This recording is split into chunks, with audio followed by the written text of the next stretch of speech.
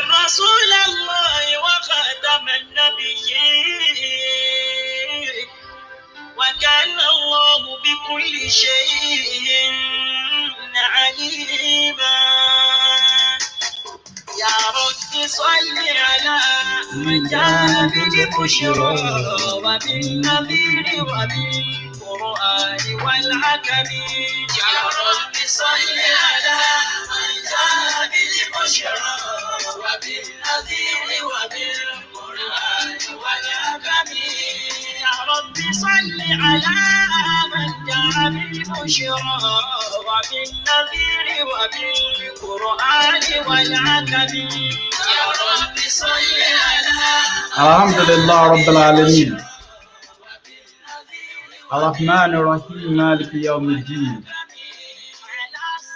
إياك نعبد وإياك نستعين اهدنا صراط المستقيم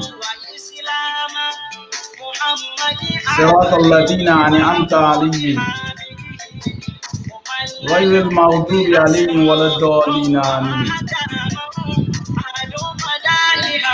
الحمد لله خدد غلفي وعرض نفسي وسنة عرش وامداد كلماتي. الحمد لله على كل حال. الحمد لله بعد كل حال. الحمد لله قبل كل حال. الحمد لله رب العالمين. الحمد لله. Àti gbogbo àwọn tí wọ́n ti wọlé insha Allah. Àti kí àwọn àyà wa eléyìí ni a fi fún wọn wọlé. Ọlọ́run jẹ́ àrí wọn pẹ́. Ọlọ́run bu Ọlọ́run.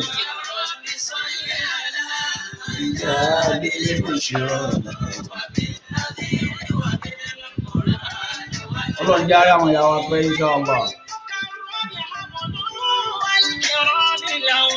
Ẹjá wọlé ká ṣíà ẹ̀ ká pé àwọn èèyàn kájọ wá gbádùn topic tèmi insha Allah.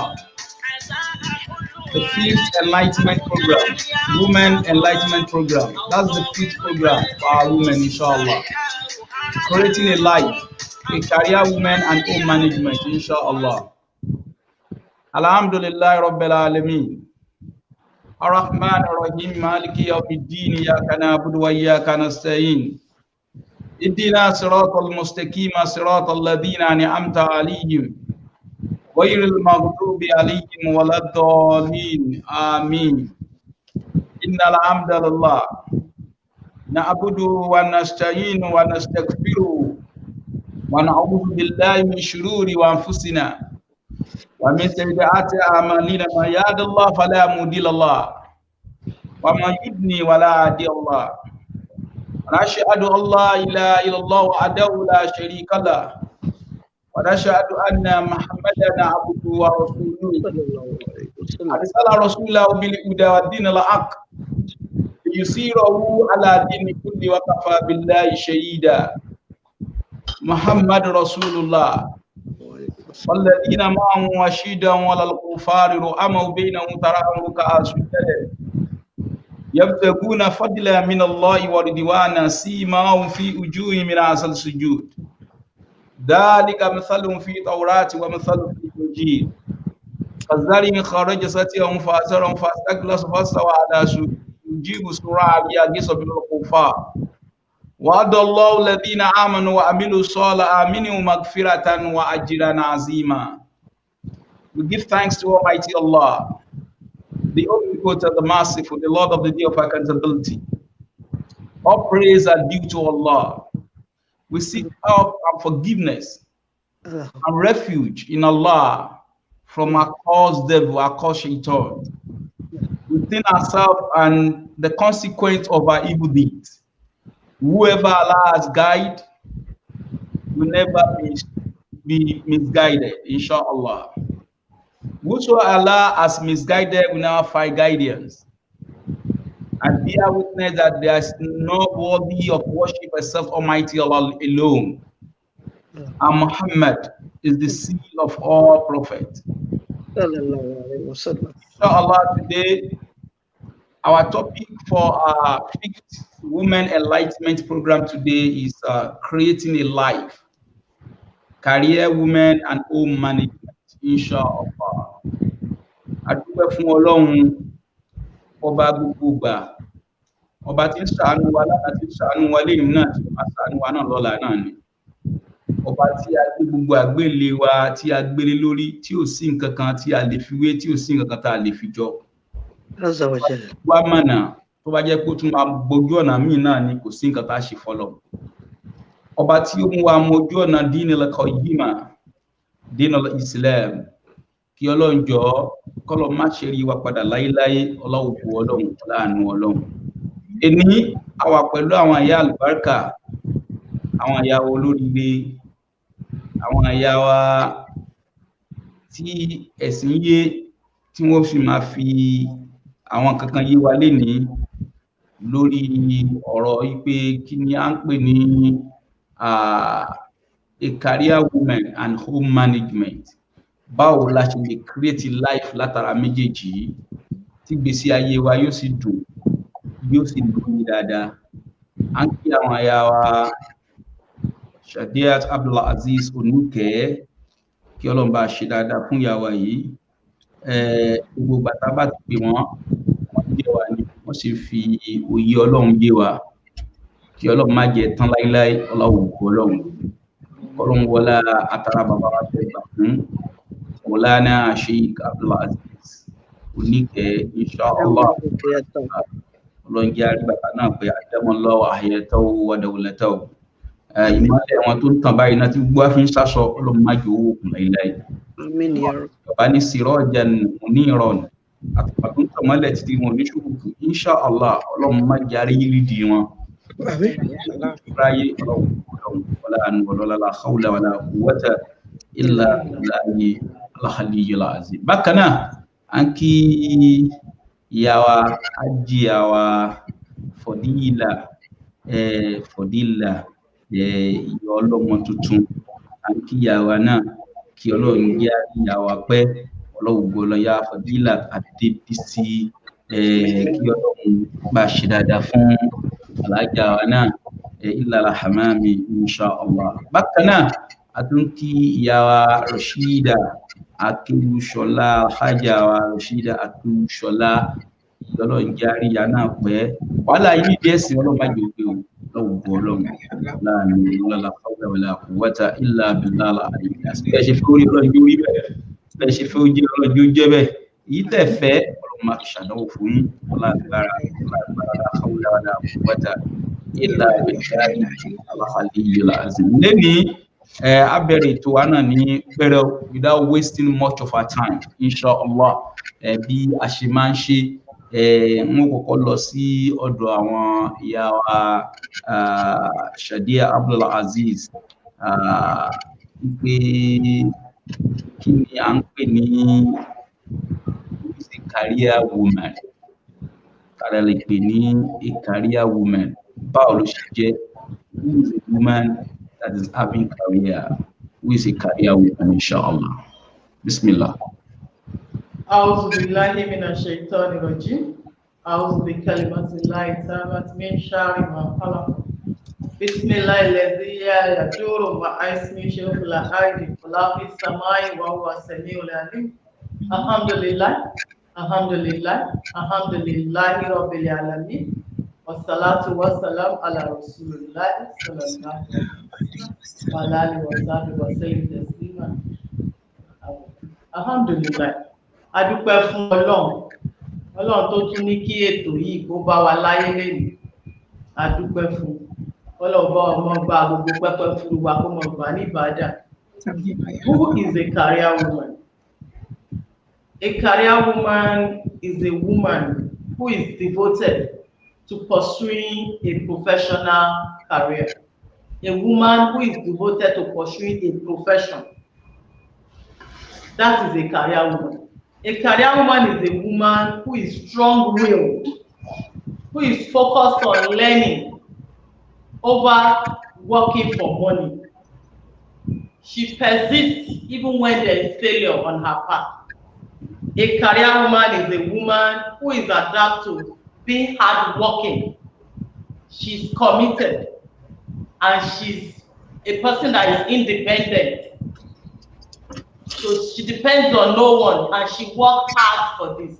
So basically, her life is tilted towards pursuing a career, making a life for herself, to make herself independent on anyone, and she's hardworking, and she does everything to make her effective and efficient on this goal. That is a career woman. She's work-minded. She's a goal setter concerning achieving a lot on her career path that she has chosen. So she's a professional, a person who has been trained. She goes all out to get the training to be what she has chosen to be, to choose whatever career she has chosen to be, and she works hard enough to excel on this path. That is a career woman.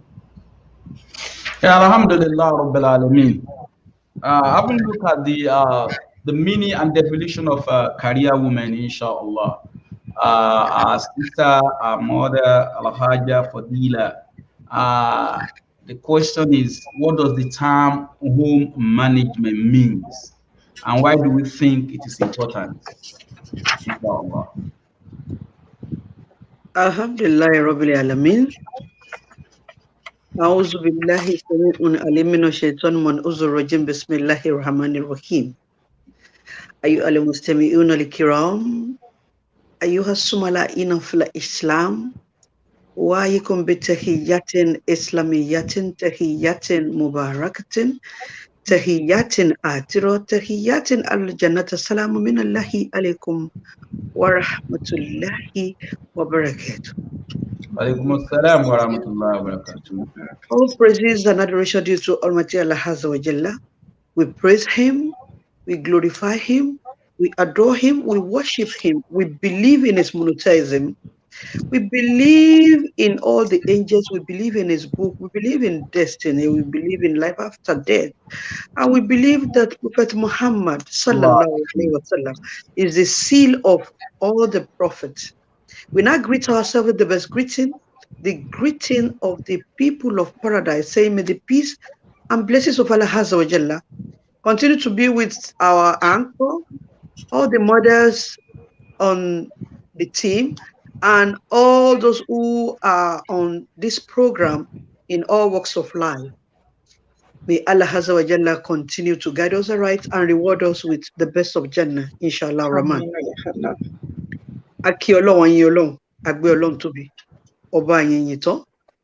Àwa dúpẹ́ wípé Ọlọ́run tó wá bó ṣe tó wá yìí, torí tó bá tó wá lódì kejì, kò sí ohun tá fẹ́ sọ fún. Kọ́lọ́run kó má gba sílámù lọ́wọ́ wa láéláé. Olórí àpadà sí aburú ni kéèyàn fi sílámù lẹ̀ kó má ṣe, kọ́lọ́run kó má jẹ́ kárí àpadà sí aburú tá fi ní ṣe sílámù mọ́. Àwa bá àwọn elétò ìdúpẹ́, kọ́lọ́run kó má ṣàlàyé fún yín ní ládẹ̀ láyé ń bí àti lọ́jọ́ gbèǹde. Gbogbo ẹ̀yin màmá tẹ́ tí ń ṣiṣẹ́ Ọlọ́run láti gbà yín wá kò ní sú yín ṣe o. Ọlọ́run á jẹ́ kí gbogbo wa bá Nábì wọlé ọ̀la. Lọ́la la hawla wala quwwata illa billahi aliyyil azim. Èní à ń wo ọgbà ọ̀rọ̀ àwa obìnrin àti ìmúṣẹ lọ́kùnkúndùn. We're trying to juxtapose a career in its own entirety, synergizing it with the women folk that we can be regarded as the neck of the men. And we are now integrating it into the home affairs. As Alaja Onike has rightly said, on the career women, we are now quickly looking at the home management, the home and the management. The person that combines the home and management together is called the home manager. And who is the home manager? The women.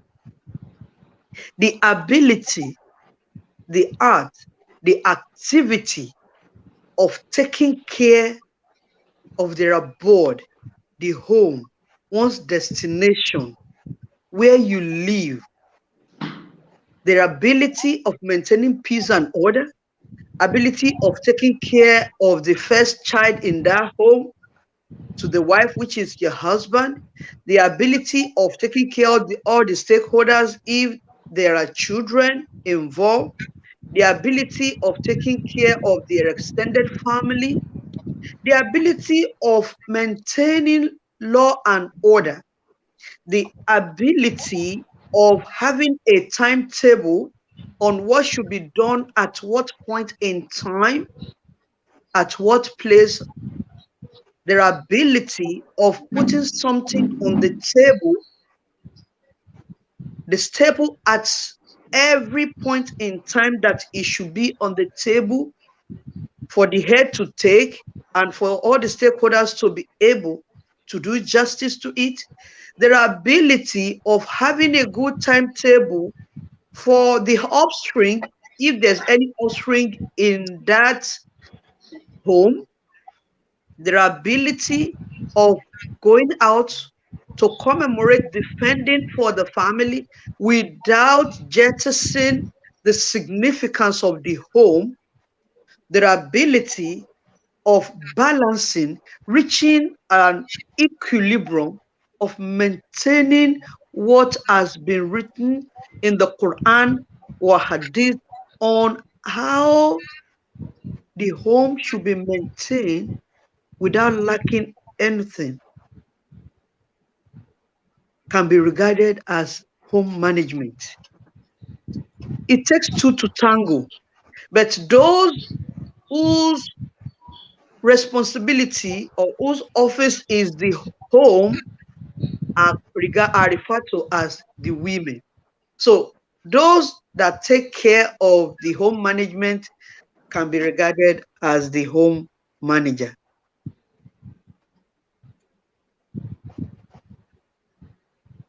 Should I go ahead? Now, okay. When we now look at the skills of home management, there are different skills that people even go as far as using money to learn. And there are some that are already endowed on how to manage the home. Whose responsibility is to manage the home? It is the woman. The woman who is a career woman cannot have something to tell Allah that because I am a career woman, then my home should be suffering. Recently, some people are making advocate that why should they be regarded as career women? Why? Because they embrace their job, because they love their profession, because they love their job, because they are working their way to the top, because they are trying to be professionals in the line that they choose to tread. They are now advocating that should that be the yardstick for people referring to them as career women? This set of people are now saying, why can't they call them ambitious women? People are saying, why can't they refer to them as a goal-getter? Some of them are also saying that why can't they call them an administrator? Some of them are saying that why can't they refer to them as determined women? In other words, there is another argument among the body of researchers, especially from Islamic perspective, that as much as you want your home, your work to be going on, your work to be progressing, your profession to be more expertise, your home must not be jettisoned. How do you maintain this home? You can always maintain this home by creating for yourself time. For your husband first, by creating for yourself time. For your children, if there are offspring in the relationship, by creating for yourself budgets and cost implication of what goes around in the home. by creating for yourself active communication in the home, by creating for yourself a good economist in the home, by creating for yourself someone who is very down to earth. And if you embrace all of this, in the morning, you will know what happens to your husband before you leave your home. You will know what behoves to your child or your children before you leave your home. You will know even if you have the cause to seek help. Maybe someone who takes care of the children by the time you are off, you will know what that person is doing at what point in time, because you are the one that is laying foundation, that is laying the activities that is going to take place in that house as at that day. You will have timetable of what goes around in your home. Even when you are not at home, you'll be able to know this is what is happening in my house at this point in time.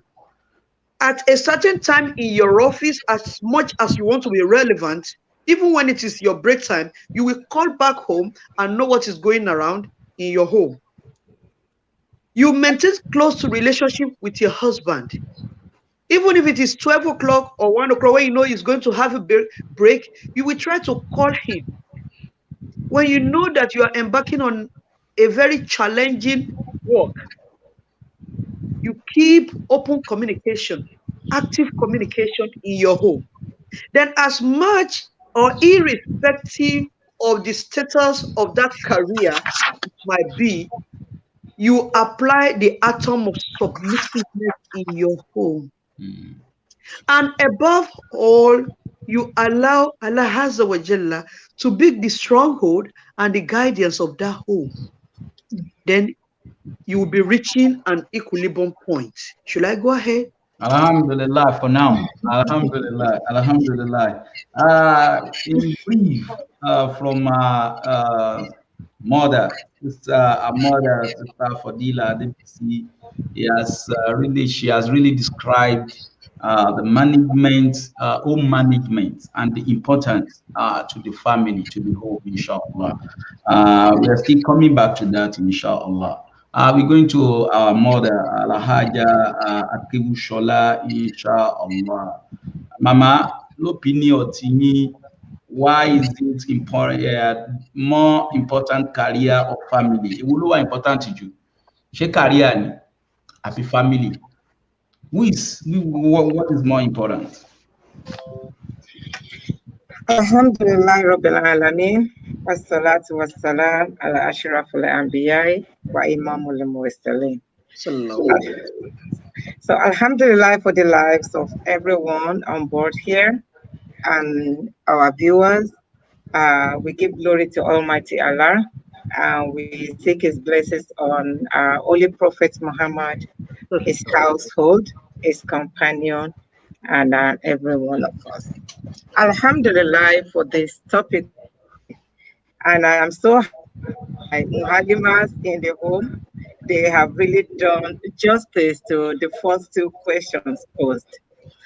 So the question before me is, in my own opinion, which one is more important, career or family? Haza wajala. So career, as our mummies in the house rightly said, is an occupation, it's a profession. We can see it as something that that area of life that has to do with employment. That is the total sum of the job that one did in one's lifetime. So we cannot say that this is not important. We make a living from it. We do almost everything we're doing with this profession and occupation. But in my own opinion, I would say family is more important than a career.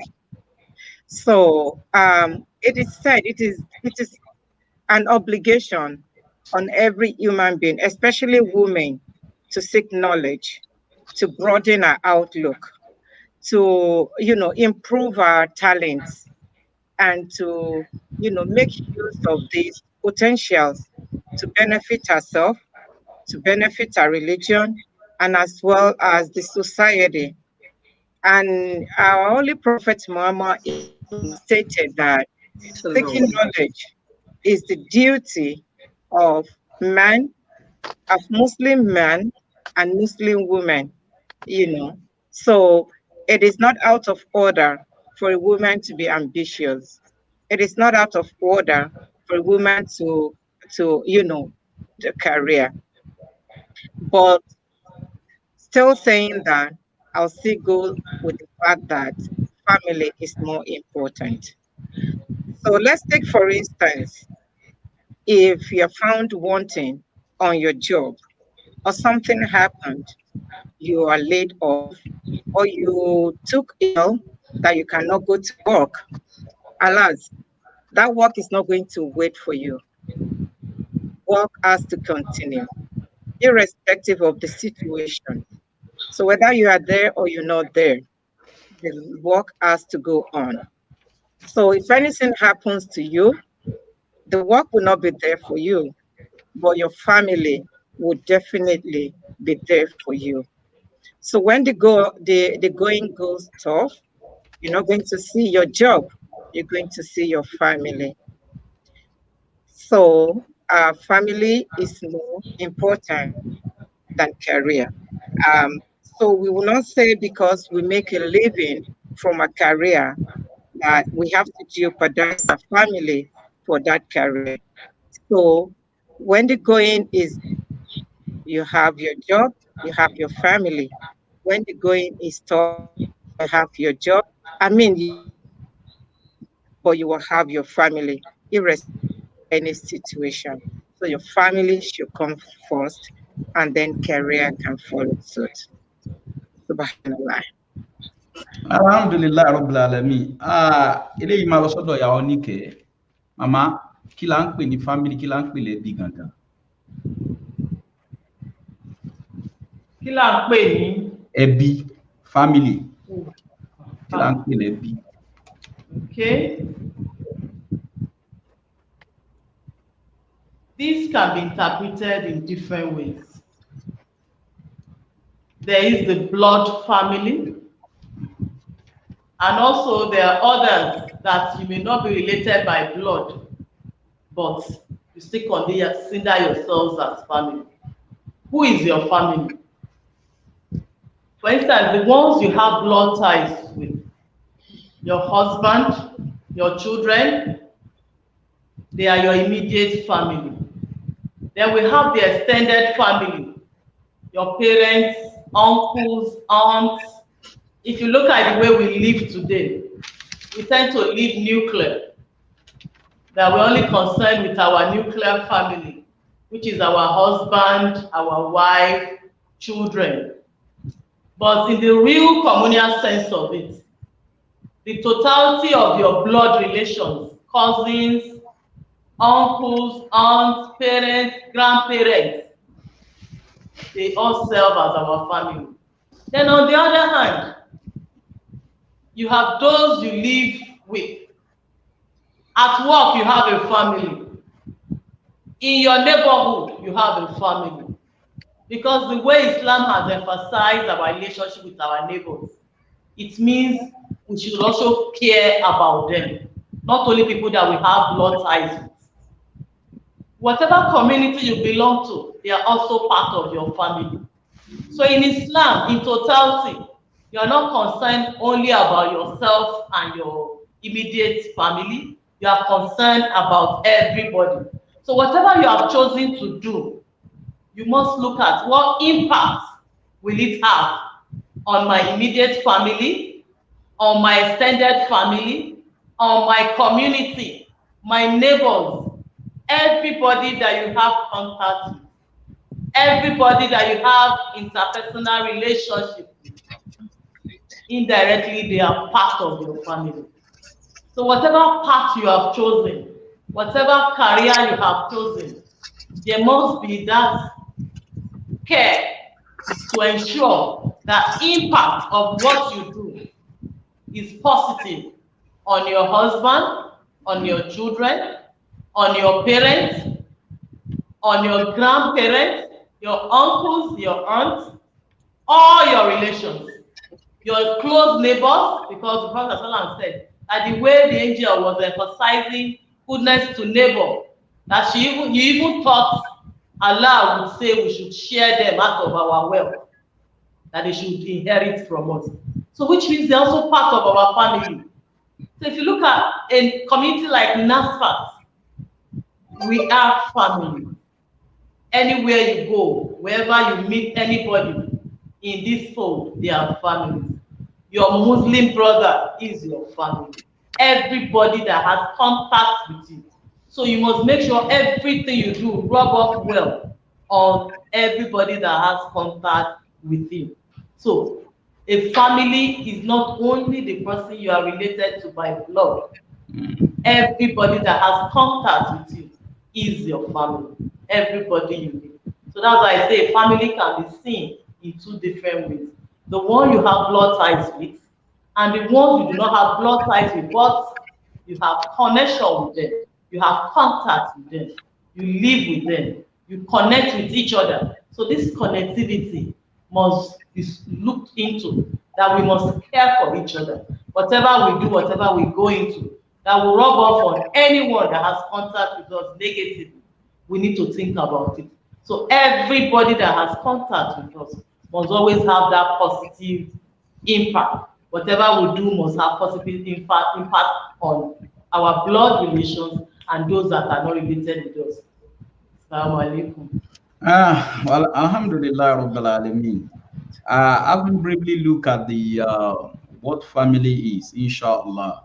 We go to our sister, her mother, Fadila at DPC. Ma, briefly explain the possibility of having a career and fulfilling family life. Ẹ bá a gbójú wo, ẹ bá a gbójú wo, for the sake of our mother, tó wà nílé, ẹ máa bá a tún ṣe ní ká kó lè yá wọn náà ní ti dáadáa, inshallah, bismillah. Alhamdulillah Rabbil Alameen. Just like our mother has rightly said, that family is all encompassing. Gẹ́gẹ́ bí àwọn màmá ṣe sọ, tí a bá ní ká wò ó wípé òkè, báwo ni a ṣe lè múṣẹ́ lọ́kùnkúndùn kí a dẹ̀ tún múlé wa ní ọ̀kúnkúndùn, nítorí pé Rasulullah sallallahu ó sọ fún wa pé if one of you could put firewood, bunch of firewood on your back and carry it to sell, to fend for yourself, it's better for you than to beckon on a fellow human being for sustenance, which is simply telling us that we have to fend for ourselves. We have to struggle to make ends meet, to make a living, except those who are physically, emotionally incapacitated. Then this set of people can depend on a fellow human being for sustenance. What are we talking about here? Nígbà tí a ti rí wípé a gbọ́dọ̀ ṣọ̀lẹ, a gbọ́dọ̀ wá jẹ́ bùkátà fún ẹlòmíì láì ṣe wípé bóyá ìpèníjà owó, ìpèníjà ojú àbí ìpèníjà ara ó ṣẹlẹ̀ sí wa. Ọlọ́run náà jẹ́ kó yé wa, ó ń ṣe ńlá sallallahu alayhi wa sallam náà tún bọ̀ tírẹsẹ̀ wípé a gbọ́dọ̀ fend fúnra, a gbọ́dọ̀ ṣe káràmásìkí láti rí wípé a sustain ara wa. If we now look at the world today, the big question is, can the men actually take care of the home holistically? Our Mama Akeoshola rightly said that the home is more important especially looking at it from the feminism aspect of it. According to Encyclopedia Britannica, we have one of the philosophers, John Scott, who made a claim that describing the gender is just a social construct that has sex biologically giving a certain left or right chromosome, which eventually come up with either the feminine or the masculine. The fact that it comes out as a female is not a burden, is not a negative, is not a slight. It is an opportunity, provided we are seeing opportunity from that angle. What are we trying to say here? It does not mean that a woman cannot strive. But whatever we do, just like she has rightly said that the home front is more important, the fact still remains that the home front is more important. But then, when that chromosomes turn to be masculine and it continues to metamorphose into a full-grown man, can he make bold to say that I can holistically take care of the home? Looking at the economic context of what the world is today, the challenges are so enormous. Therefore, the women need to come at the beck and call. Yes, at the beck and call. Looking at the angle of Islam, Islam is not against women embarking on one form of career or the other. But what should you do? One, you have to put Islamic perspective. Two, you have to seek the permission of your husband. Three, you have to have your cards on table. What do I mean by that? You need to have what is called in economics comparative cost advantage. When you have a comparative cost advantage, there must be an opportunity cost. What happens to the opportunity cost? The opportunity cost must be forgone. The opportunity costs are the noises. Some of the organizations who are not a par with Islamic emblem, the aesthetic of Islam. This is the aesthetic of Islam. Putting on hijab, for example. Some organizations frown at it.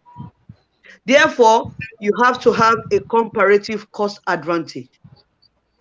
The fact that you want to work, the fact that you want to make money, the fact that you want to be successful. One of the hadiths of the Prophet ﷺ was saying that shaitan will be enticing you, will be threatening you to continue to look for the world and continue to acquire the worldly things. But Allah will give you succor. Allah will give you contentment. Allah is all encompassing. It is also stated in Quran, Surah Al-Baqarah, verse 268, if I aren't mistaken. Yeah. Why that hadith is buttressing it.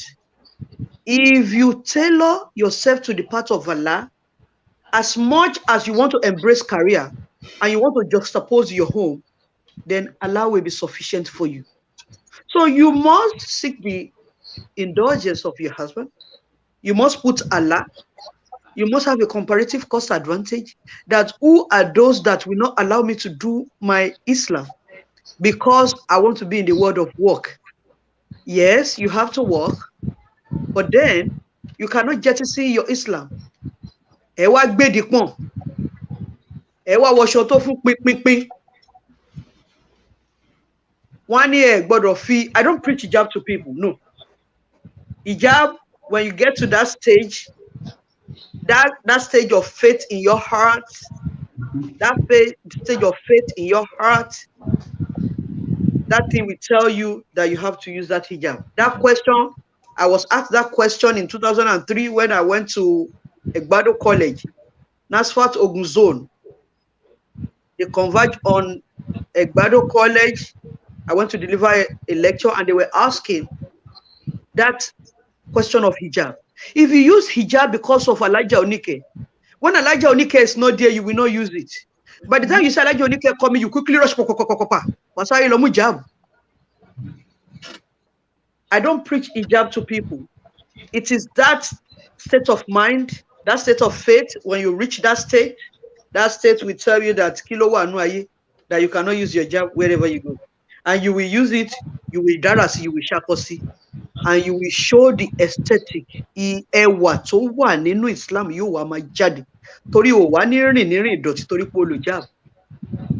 Wàá wá lo comparative cost advantage. Ibi tá ti ń lọ nìyẹn pé nígbà tí mo fẹ́ ṣiṣẹ́ láti fi lè kún àwọn baálé lọ́wọ́, mi ìwà gbọ́dọ̀ ṣiṣẹ́ kí n sọ Islam nù. Iṣẹ́ wo ni ò ní gbà Islam lọ́wọ́ ẹ̀? Àkípọ̀ ló ń jọ Ọlọ́run lójú. Iṣẹ́ wo ni ò ní jẹ́ kó máa ṣàkípọ̀ ló ń jọ Ọlọ́run lójú? Tó bá délé lálẹ́ ni wàá kí Zuhr, wàá kí Asri, wàá kí Maghrib, wàá kí Shai. Allah! Iṣẹ́ wo ni ò ní gbà yẹn lọ́wọ́ ẹ̀? Nítorí pé a fẹ́ mú iṣẹ́ ń sìn, a fẹ́ mú papọ̀, a fẹ́ mú iṣẹ́ sí ọwọ́ left, a fẹ́ mú ilé sí ọwọ́ left. Wọ́n ní ká sowọ́pọ̀ mọ́ra wọn. Kí kan má lack. Báwo la ṣe wá fẹ́ ṣe? O gbọ́dọ̀ ṣiṣẹ́ tí o gba ìyọ̀ǹda lọ́wọ́ ọkọ. O gbọ́dọ̀ ṣiṣẹ́ tó fi tọ́lọ́run sí. O gbọ́dọ̀ ṣiṣẹ́ tí ò ní gbà Islam lọ́wọ́ ẹ̀. O gbọ́dọ̀ ṣiṣẹ́ tó máa lè máa mọ́nítọ̀ ilé ẹ̀ lóòrèkóòrè. O gbọ́dọ̀ ṣiṣẹ́ tí wọ́n rí Islam lára ẹ̀, tí wọn ò dẹ̀ ní máa crucify ẹ lọ́fíìsì. Tí wọn ò ní gbógun tì ẹ lọ́fíìsì. O gbọ́dọ̀ ṣiṣẹ́ tó jẹ́ wípé tó bá ń lọ síbẹ̀, kò ń ṣàtọ̀kan láti máa rí wípé bow leg tó ní it is a catastrophic bow leg tó ní it is a secondary one, kò tí ẹ ṣe primary. Kò ń jẹ́ pé èèyàn máa rí pé Bakasi ó wà lókè, ó wà nísàlẹ̀. Tó ti máa wo súra rẹ̀ látòkè látara ìmúra ẹ̀. Bó tiẹ̀ tí lè lo jab níbi tó wà, èmi ò preach jab fún yàn, toró gbọ́dọ̀ ti wá faith level of ìgbàgbọ́ ẹ gbọ́dọ̀ ti débẹ̀ pé ayé òun is vanity upon vanity. Ṣùgbọ́n kí ló fi sórí tó fi borí ẹ? Aṣọ tó wọ̀, báwo ló ṣe bọ bosom ẹ? Torí pé Ọlọ́run sọ fún wa nínú Suratu Nur tí a bá lọ wo verse 31, ó ní tell the believing women to guide their chastity and guide their modesty and to cover their head through their chest to their bosom and not to reveal their ornaments. Wọ́n ní ká sọ fún àwọn obìnrin Mùsùlùmí tí wọ́n nígbàgbọ́ òdodo, wọ́n ní ká sọ fún wọn, wọ́n ní pé kí wọ́n má fi gbogbo ẹwà, torí pé obìnrin ló ní ẹwà, gbogbo nǹkan ọ̀ṣọ́ obìnrin ló ní. Wọn ò ní kọkùnrin kó fi yẹrí sétí, wọn ò ní kó gbé góòlù sọ́rùn. Obìnrin ló ní. Wọ́n wá ní gbogbo kinní yìí obìnrin gbọ́dọ̀ cover ẹ̀. Wọ́n ní ká bo orí wa, kó lọ sí gbàyà wa, kó wá lọ sí bosom wa, kó kọjá bẹ̀bẹ̀rẹ̀ ẹ̀dì wa. Ká má wá wọṣọ tí yóò wá fún wa pinpin. Ká má máa fi ẹsẹ̀ wa ká máa wọ́ ẹsẹ̀ ńlẹ̀ níbi tí ọkùnrin míì bá wà. Wọ́n ní gbogbo kinní yìí ẹ̀ṣọ́ ni a gbọ́dọ̀ bò, except fún àwọn ọkọ wa àti àwọn tí right hands wa process. Àwọn yẹn pọ̀ lọ rẹ̀. Ibi tí à ń lọ kọ́ nìyẹn o. Ibi tí à ń lọ ni wípé báwo ni wàá ṣe máa ṣiṣẹ́ tí kò ní gbà Islam lọ́wọ́ ẹ̀, tí kò ní gbalé lọ́wọ́ ẹ̀. Geologist, kí ló ń bá wọn lọ ṣe mi tó ti ń wakùsà? Obìnrin gbọ́dọ̀ wo iṣẹ́ tí ó ṣe tí ò ní gbalé lọ́wọ́ ẹ̀. Islam ní ká ṣiṣẹ́ olùkọ́. Islam ní ká ṣiṣẹ́ oníwòsàn. Islam ní ká ṣiṣẹ́ ìtọ́jú ọmọ. Islam ní ká ṣiṣẹ́ bóyá àwọn eléyìí ní depression, bóyá wá ń take care wọn. Islam ní àwọn iṣẹ́ tí kò lòdì sí Islam. wọ́n pọ̀ lọ rẹ̀rẹ̀rẹ̀ tá tiẹ̀ tún lè ṣe àwọn iṣẹ́ míì wà gan tí a lè jẹ́ analyst lórí ẹ̀ ok ká jẹ́ computer gurus nísìn àbí ká jẹ́ content writer àbí ká jẹ́ networking expertise a lè ṣe láti ilé wa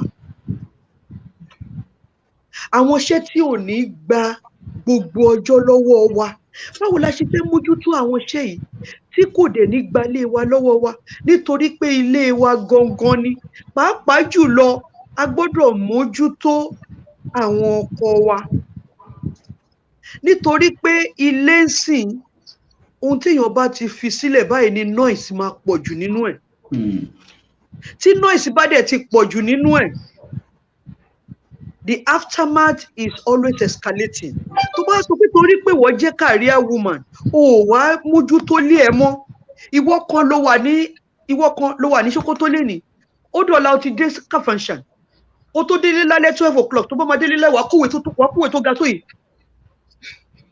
fáìlì wàá tún gbé wálé wàá tún máa wá ṣe wàá tún wà lórí látọ̀ wàá sọ pé ó fẹ́ sáré ṣe kinní kan sọ̀gá ẹ níbi tó ti wà látàárọ̀ ó wá ná ní ilé ó ná ní ìbálẹ̀ ilé ó tún wá gbàgbé pé ànábì wa Muhammad òun ló sọ pé ìbáṣepẹ́ nìkan wà láti jọ́sìn fún ẹnìkan lẹ́yìn Allah ọkọ ló máa jẹ́ obìnrin tó mọ rírì ọkọ ló ń sọ pé ohun tó ọkọ lọ́kàn lòun ó sì fún ìwà tí kò bá wúlò máa yà jìnnà sí irú wọn ló lè gbádùn ọkọ wọn kalẹ̀. You have forgotten that your primary responsibility is your husband. Spreading the tentacles to your children and to your family members, and by extension, the extended family, as Elijah Onike has rightly put across. You have forgotten the fact that you are a career woman. Yes, you must commemorate the house. If you listen to quite a number of women these days, they are the one carrying the highest responsibility of the home. Ẹ jẹ́ ká tara ṣàṣà ká lọ wo ohun tí Nana Khadija radiyallahu anha ṣe fún iṣẹ́ ńlá sallallahu alayhi wa sallam. Lẹ́yìn ìgbà tí ó ti finú fẹ́dọ̀ tó ti wò ṣe ẹ̀ lára àwọn tó ń ti caravan tó ti wá rí pé léyìí alẹ́ amin ni the trustworthy person ni. Ó wá kó gbogbo ọlá tó ní ó kó gbogbo nǹkan tó ní ó sì kó sí gìgìrín sí ọkọ ẹ̀. And then the fact that you are carrying 95% of the home doesn't mean you should shout immediately. You open the door and shout at your husband and talk down on him and enter the home and become a Margaret Thatcher. No. It is not a yardstick. Okay, without just saying the fact that the world these days, you have to do ogun afagbaraja to make ends meet. Looking, especially, let's quickly take a look at what is happening in the Western world. Allah! Ẹ ṣe tàárọ̀, ẹ ṣe tọ̀sán, ẹ ṣe tòru. Nílé ayé kòtó, ẹ wá ń lé kótó tẹ fi máa bọ́ sáyé tẹ máa bọ́ sínú kòtó. Allah! Ẹ wá lé títí ẹlòmíì ṣe pàṣà iṣẹ́. Ẹ wá ṣe pàṣà iṣẹ́, wọ́n wá délé yín lágo 4. Àwọn ọmọ yín ò tí ì jí láti ìgbà tó ti sùn. Wọn ò lè jí nítorí pé kí ni aago 3 òru náà tó sùn. Kí ló ń ṣe? Wọ́n wà lórí laptop, wọ́n wo oríṣiríṣi tí ẹ mọ́nítọ̀, oríṣiríṣi tó ń lọ lágbàáyé tí ẹ̀yin òbí ò mọ́nítọ̀, tí ìwọ ìyá ò mọ́nítọ̀ nítorí pé o jẹ́ career woman. Allah! Tí ìwọ ìyá ò mọ́nítọ̀, wọ́n wò dágo 3 àbágo 4, wọ́n wá ń sùn. Wọ́n sùn títí àsùbá bọ́mọ wọn lọ́wọ́. Àsùbá bá wọn lọ́wọ́ ìdè zuru bọ́mọ wọn lọ́wọ́. Asiri ti ń bọ́mọ wọn lọ́wọ́. Wọ́n wá jí, wọ́n wá lọ sí, wọ́n wá dínú kùndẹ̀kùndẹ̀, wọ́n á lọ síbi tẹ́ gbóúnjẹ sí, wọ́n á lọ ṣe oúnjẹ. Wọ́n wá sandwich, wọ́n wá nǹkan kan jẹ, wọ́n padà lọ sí orí laptop. Wọ́n á délé wọ career woman, Mùsùlùmí obìnrin. Wọ́n wá bá ọmọ ẹ ọkùnrin tó gbé ṣéènì tó gbé sọ́rùn ó débi ìdodo. ó wá gbé ṣòkòtò ó wọ ọ̀kan sókè ó wá wọ èyí tó gùn ó wá gbé sí bẹ̀bẹ̀rẹ̀ dì Allah ó wá fi yẹrí ó fi yẹrí sétí ó fi yẹrí sétí yẹrí ó fi sétí wo obìnrin mùsùlùmí ẹ wá ní táìmù fáwọn ọmọ yẹn nítorí pé ẹ̀yin Yorùbá náà lè sọ pé kékeré lèèyàn ti ń pẹ̀ka àrókò lásìkò tó yẹ kẹ́ ti gba ìṣe yẹn lọ́wọ́ àwọn ọmọ yẹn kó tó di wípé wọ́n di adolescence fúnra rẹ̀ is a stage in life tó jẹ́ pé kí òbí tó lè rí nǹkan kan gbà lọ́wọ́ ọmọ tó bá ti reach that stage it takes the grace of Allah azza wa jalla. At that time, they want to be autonomous. At that time, they want to be independent. At that time, they don't want you to talk down on them anyhow. They don't want you to molest them outside or in presence of your friend. They don't want you to talk at them anyhow. Until wà nífẹ̀ẹ́ ó yẹ kẹ́ ti kọ́kọ́ tó di pọ́n dé level yẹn níbo lẹ wà ẹ ti fàṣẹ lọ that's the word tó ń lò ní western world wọn náà fàṣẹ lọ ẹ wá fàṣẹ lọ to the extent di wípé àwọn ọmọ yẹn wá ń ṣe ohun tó wù wọn ẹ ti wá gbàgbé wípé primary assignment tí báwọn ya Kéwúṣọlá ṣe sọ làwọn ọmọ yẹn tó bá wá ẹ lè dá ṣe irọ́ ni ẹ lè dáwọ́nú ọgbà dẹra kẹfà wọn lè sẹ́yìn àfi tẹ bá ṣe wọ̀nyí lórí wọn tẹ bá ṣe wọ̀nyí lórí wọn tó wá ya tiwọn Ọlọ́run á rí pé ẹ ti ṣe wọ̀nyí torí pé ẹ̀yin ni shepherd tí ẹ bí adaran jẹ ni tẹ ń kó wọn jẹ Ọlọ́run ó sì bí yín tó bá wá dijọ́ yẹn ẹ rò pé fẹ́ wọ àlùjọ́nà irọ́ ni ẹ lè wọ àlùjọ́nà ọmọ yẹn á wá fà yín lẹ́sẹ̀ padà pé ìyá mi bàbá mi ẹ̀kẹ́ mi púpọ̀ nílé ayé ẹ̀kẹ́ mi púpọ̀ nílé òfo ẹ̀pà wọ́pọ̀ kẹ́mi lọ́jọ́ ẹni. Unfortunately ẹ máa sọ pé ẹni kárí àtù ni irọ́ kò kárí àtù ẹ wá sọ pé ọmọ mi ó tọ́la kẹ́ ẹ púpọ̀ nílé ayé òótọ́ la kẹ́ ẹ púpọ̀ nílé òfo tèmi tó mi lẹ́rù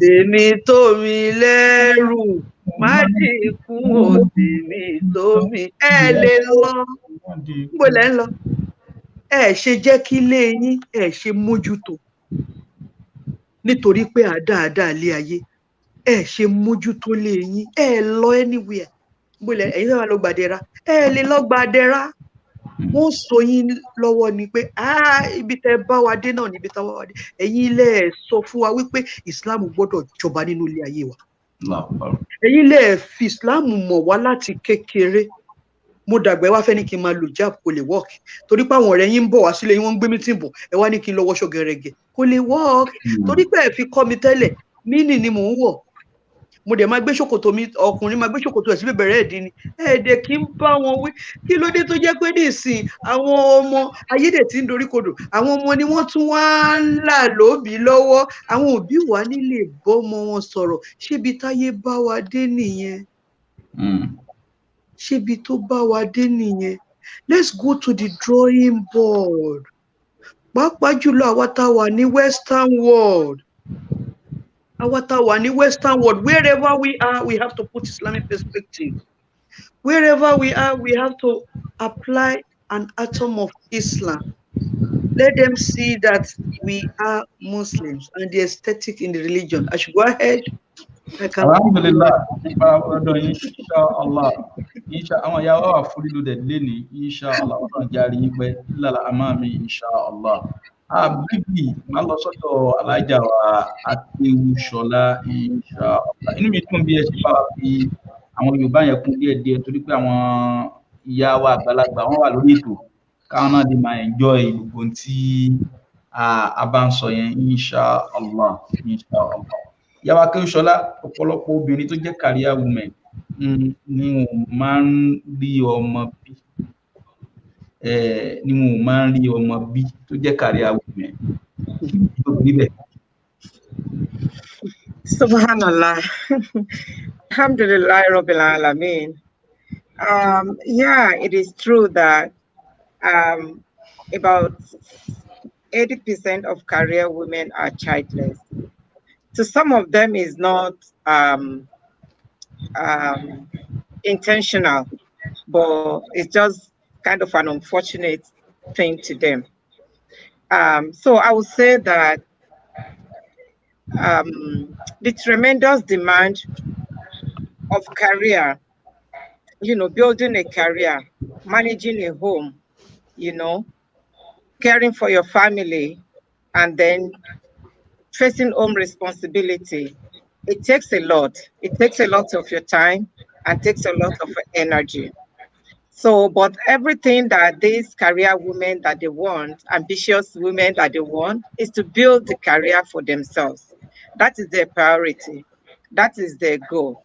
So they don't think of any other things. So they use the early part of their lives building their career. And unfortunately, at the time they will settle down to start rearing children or nurturing a relationship, it's somehow a little bit late um, for some of them. So that is one aspect of the childlessness. Another aspect is they believe that being childless will take some responsibilities away from them because tabati bimo responsibility kan nìyẹn fún wa láyé ọ̀tọ̀. So we have to take care of the children, as my sister Fadila rightly said. So we have to take care of our home.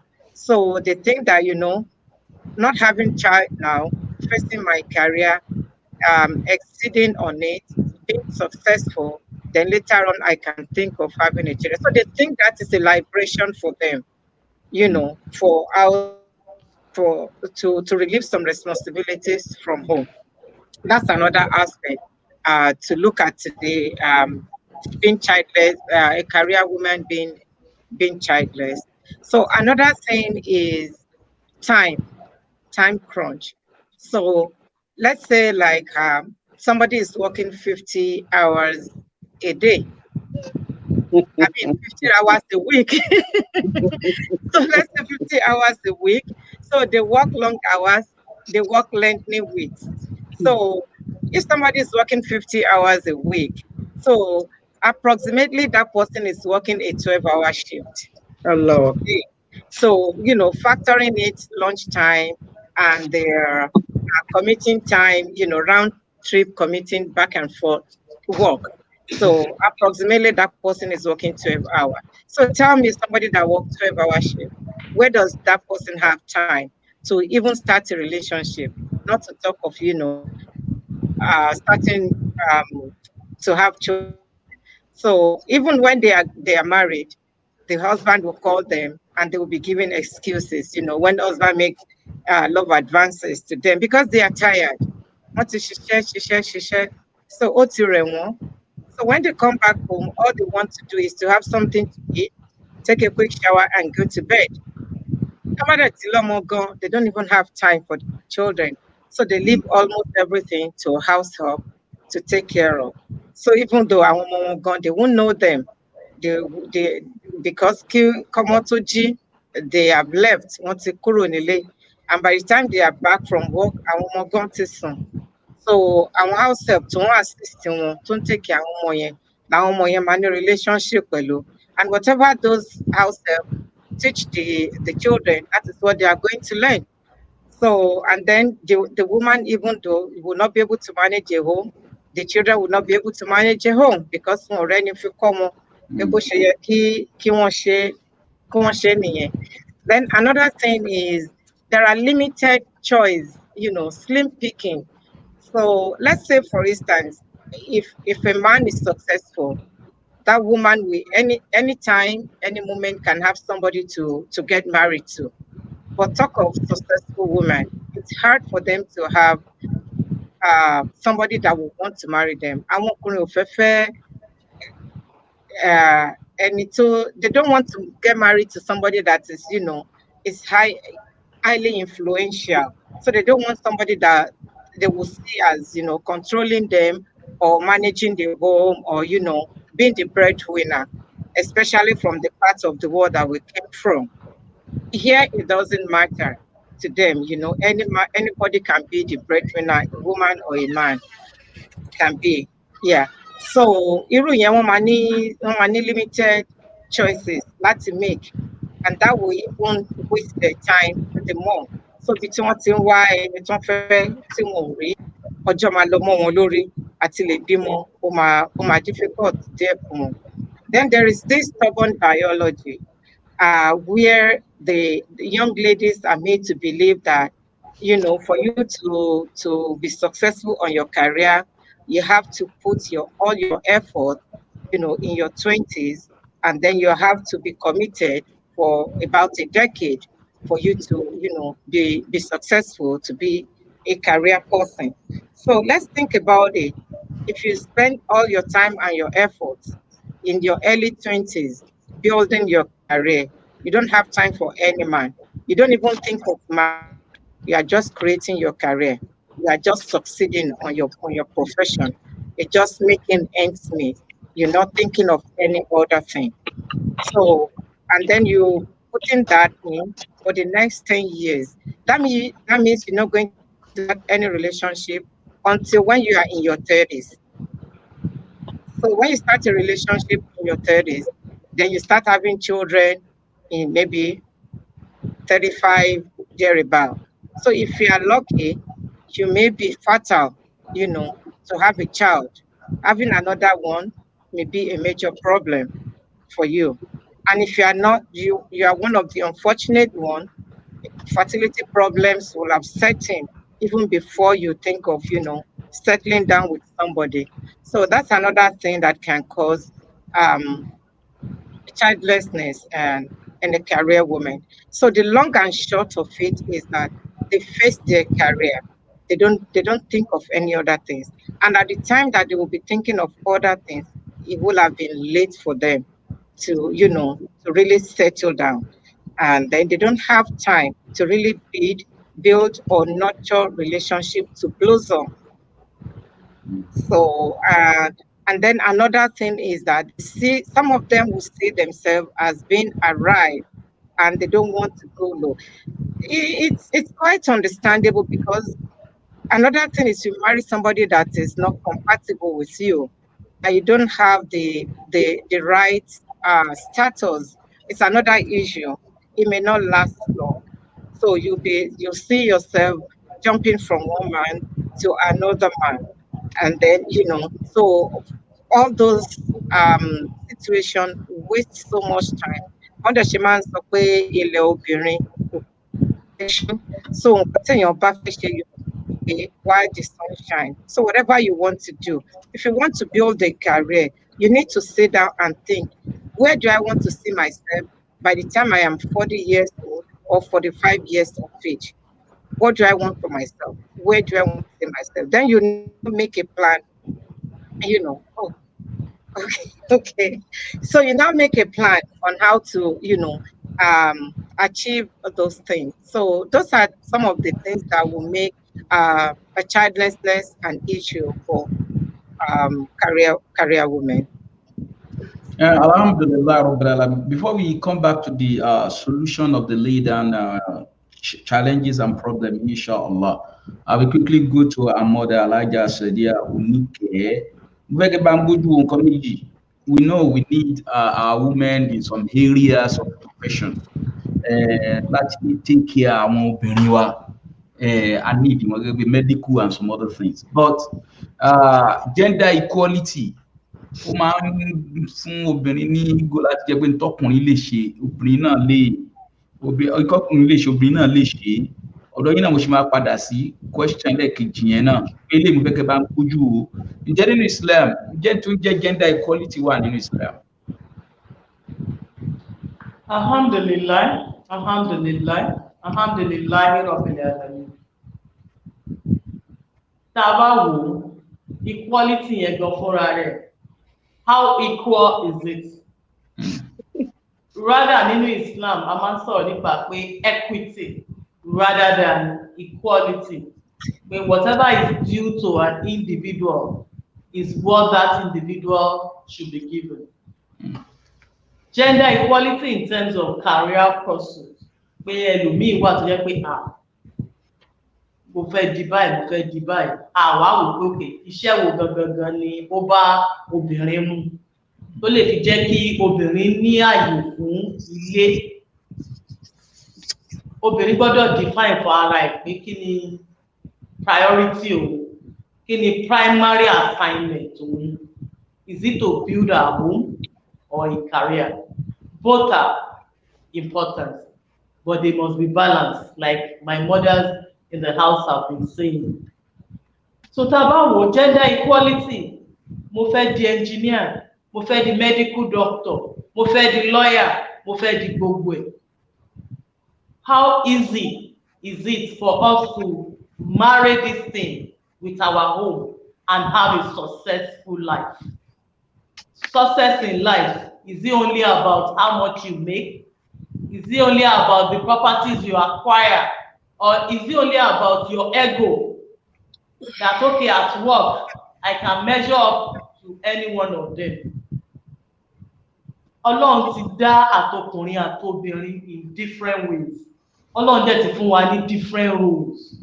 Òótọ́ lóòótọ́ a ní ìdàwọ̀ èèyàn as medical workers, doctor, pediatrician, gynecologist, pé àfẹ́ káwọn ìyàwó wa tán lọ sí hospital kó jẹ́ pé ọkùnrin ló máa attend sí wọn. Dandan ni pé a ní ìdàwọ̀ èèyàn ní àwọn areas. But pẹ̀lú ẹ̀ náà a gbọ́dọ̀ balance ẹ̀. A gbọ́dọ̀ lé àwọn kinní yìí to the detriment of our home pé káwọn ọmọ wa máa suffer. Nígbà tẹ́mi jẹ́ ọmọge tí mo wà ní school, mo ní opportunity láti rí ìṣesí àwọn ọkọ àtìyàwó kan. Báńkà níyàwó yẹn. Ayé ìgbà yẹn lẹ́kọ̀ọ́, àwọn èèyàn tó bá rántí ìgbà yẹn kò sí third mainland bridge. Tí ẹni yìí bá lọ síbi iṣẹ́ kí àwọn ọmọ tó jí, ó ti kúrò nílé torí traffic. Ìgbà tó bá máa fi dé lálẹ́, àwọn ọmọ ti sùn. Ṣùgbọ́n òun wá ní lọ́ọ̀kì pé àwọn àbúrò ẹ̀ kan jọjọ́ ọmọ bàbá lòun mú wá tó ń bá tọ́jú ọmọ ẹ̀, pé kì í ṣe pé bóyá àwọn ará àta kan jẹ́ ọmọ ẹ̀. Ẹ wá rí ìrírí kan tí mo rí ni wípé tí àwọn ọmọ yìí bá ń ké, kàkà kó dìde kó attend sáwọn ọmọ yìí nígbà tó bá wà nílé, a máa pe àbúrò ẹ̀ pé kí ló ń ṣe àwọn ọmọ yìí? Because àbúrò ni ọ̀rọ̀ àwọn ọmọ yẹn jẹ́. Àbúrò ló ń wà pẹ̀lú àwọn ọmọ. Òun kò lè interpret pé kí ló ń ṣe ọmọ òun tọ́mọ òun fi ń ké. Ìgbà yẹn ni mo pinnu pé mi ò lè jẹ́ báńkà. Pé mi ò lè jẹ́ báńkà. Gbogbo àti mo jáde ní school táwọn ẹ̀gbọ́n mi máa ó yá First Bank ń ṣe advert, eléyìí ṣe advert. Mi ò fẹ́ disobey, mi ò lè disobey wọn, máa lọ fún interview yẹn. Ọmọ ti mọ̀ pé mi ní ìgbà, mi ní ṣe dé pé wọ́n á fi láwọn mú mi. Pé kò mọ kí ló ń ṣọmọ tọmọ bá ń ké. So gbogbo àwọn kinní yìí ló ti ṣẹlẹ̀ lórí pé kí ni o, èmi náà fẹ́ dọ́gba, èmi náà fẹ́ ṣe gbá, mo fẹ́ ṣe àwo. Ìrírí kan náà tún wá ẹ̀gẹ́ nìkan ló ṣe ẹ̀ ní WhatsApp. Wọ́n nígbà tóbìnrin yìí ń bímọ, tó bá ti bímọ ìyá ẹ̀ wà láyé, á gbé àwọn ọmọ yẹn á gbé lọ fún ìyá ẹ̀. Òun níbo lòun tẹra mọ́, òun tẹra mọ́ṣẹ́. Tó bá tún bí kejì, á gbé lọ fún ìyá ẹ̀. Títí àwọn ọmọ dàgbà, ìyá làwọn ọmọ mọ̀. Ìfẹ́ tí ọmọ ní sí ìyá, bond tó yẹ kó wà láàárín ìyá sọ́mọ, ìyá ẹ̀ làwọn ọmọ ní kinní ìsìn. Wọ́n wá rí òun as a strange person. Wọ́n use mọ́, wọ́n ní bond pẹ̀lú ẹ̀. Ìgbà tó wá ṣiṣẹ́ parí, tíṣẹ́ parí tán, tó fẹ́ fa ọmọ mọ́ra, it was too late. Ìfẹ́ tí ọmọ ní sí òbí, tán ní sí ìyá, wọ́n ní pẹ̀lú ẹ̀. Títí táwọn ọmọ ìfi wá dàgbà, táwọn náà wà nípò ara wọn. Ìgbà tó yá ìyá ẹ̀ kú, ó wá kú òun nìkan àtàwọn ọmọ ẹ̀, ó wá di ẹkún alẹ́ fún. It is important pé lóòótọ́ a need our professions, but èèyàn gbọ́dọ̀ balance. Tá a bá wò á ní different categories of obìnrin. Obìnrin tó ṣẹ̀ marry tó ṣẹ̀ bímọ. Obìnrin tó yẹ pé ó ti bímọ, àwọn ọmọ ẹ̀ ti dàgbà, ó ti tọ́ wọn dé level kan. Láwọn obìnrin àwọn levels obìnrin mi tó wá jẹ́ pé àwọn ọmọ wọn ti dàgbà tán tiẹ̀ ti wọlé ọkọ. So a lè jókòó ká ní obìnrin má ṣiṣẹ́, obìnrin gbọ́dọ̀ ṣiṣẹ́. But at different levels, obìnrin ló gbọ́dọ̀ mọ irú iṣẹ́ wo ni mo fẹ́ gbà. Lórí ego yìí náà ni. I want to be a lawyer. You can be a lawyer. You can be a medical doctor. You can be any profession you choose to be. You can pursue any career you want to pursue. But your work schedule You don't take a job that will take you away from the home. You don't take a job that will make you not remember your family attributes. The woman is supposed to get married, a woman is supposed to give birth. Gẹ́gẹ́ bí ìyàwó Akéwìṣọlá ń sọ. So àwa ní career male ego. Èmi náà fẹ́ jẹ engineer, èmi náà fẹ́ di ẹlòmíì wá gbaṣẹ́ tó jẹ́ pé ó máa fò káàkiri ni. Ìran ọkùnrin la mọ̀ pókè, ìran ọkùnrin lòun wá owó. Ọkùnrin fò káàkiri pé kílẹ̀ bá ká àwa wò ni. Kí tún ni tóbìnrin? Ìgbà tọkùnrin bá wà níta tó ń wáwó ká tóbìnrin náà tó ń wá àtà tó ń wáwó torí pé kí ni gender equality? That is not gender equality. Rather, you look for gender equity. Even if you have to contribute to the home, to the running of the affairs of the home financially. Because I think the reality of today is most women are contributors to the financial responsibility of the home. But still, our primary role must not be sold out. Because by the time you get to an age that you are no longer relevant in this career, you're coming back to your family. Is it a family you never set out time to build that you want to come back to?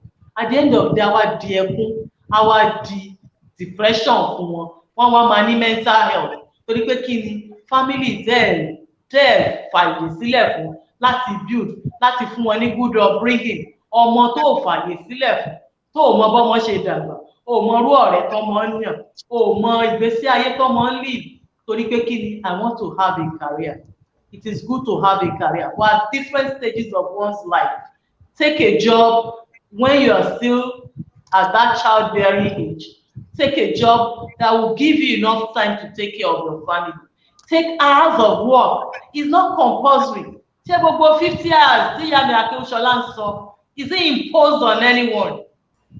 It is not imposed on anyone. You chose it. So why not take a job that will give you enough time to also take care of your home, to nurture your home, so that you have a place to come back to when that career ends. Yeah. It does not deprive you from going for those careers. Please do. We need women in these fields. We need women. This cannot be overemphasized. We need women in these fields. But we need to put our homes first. Ensure that at those tender age, when our children are still very young, let's take hours that are flexible enough for us to be able to have time to nurture our home, to build our home, to let our home stand. Because the society we are talking about today is made up of all our families. The society is made up of family units. If we don't sit back to nurture those families, to ensure that our family is good, then our society is in for it. And that is why we have moral decadence in the society today. A lot of us have thrown our primary roles. We have put it aside to start pursuing worldly affairs. And at the end of the day, these worldly affairs have time limit. Grow to just in your office. They will prefer a younger person. They will prefer a younger person. Even your genes will tell you, madam, it is time to retire. So where are you retiring to? A home you never built? A home you never had time to manage? It is important to pursue a career, but let us choose flexible hours that will make us have time for our children when our children are still young. Then we can even work from home, like Sister Fadila said. There are so many online jobs we can take. There are so many ways we can work from home and still be useful to your society and still be useful to societal development. Let us develop our homes. It does not disturb our career, but let's make our home a priority over whatever career, because it defines our totality in life and it defines our all-round success. If you are successful in your career and at home, in your home, you are a failure, then you are a failure. Because what defines you as a human being goes beyond what you do on earth. You have been created for a purpose in life. During the time of the Prophet sallallahu alaihi wasallam, women worked. Umar radiallahu anhu appointed a woman as a market administrator. Shafa bint Abdullah Abu Shams was appointed by Umar as a market administrator. Khadija, our mother, was a trader. But they still gave their home their priority. Their home never suffered. That Fatima bint Muhammad will go to the Prophet ﷺ that her hand is wearing out, that she's tired from home chores. But still, the community efforts they still do. So they combine their homes, combine all whatever career they are pursuing. Most of them were teachers. Tabara or renowned scholars, Tani, school of thought. They were taught by women. Aisha was one of them. They played this role as their career. They also managed their homes. They were not found wanting. Today we can also do that. Let's choose flexible hours that we can work, that will not affect our home. By the time our children are grown up, then there will be no time for you to pursue whatever you pursue. Everything, you need success in every ramification of life for you to live a balanced life. You need to live a balanced life to fulfill your purpose of creation. Allah created you for a purpose. Remember, it is not all, it doesn't end here. You are going to give an account of how you took care of your home. And like Sister Madina pointed out, even your paradise lies with your husband. If you are not there to nurture the home,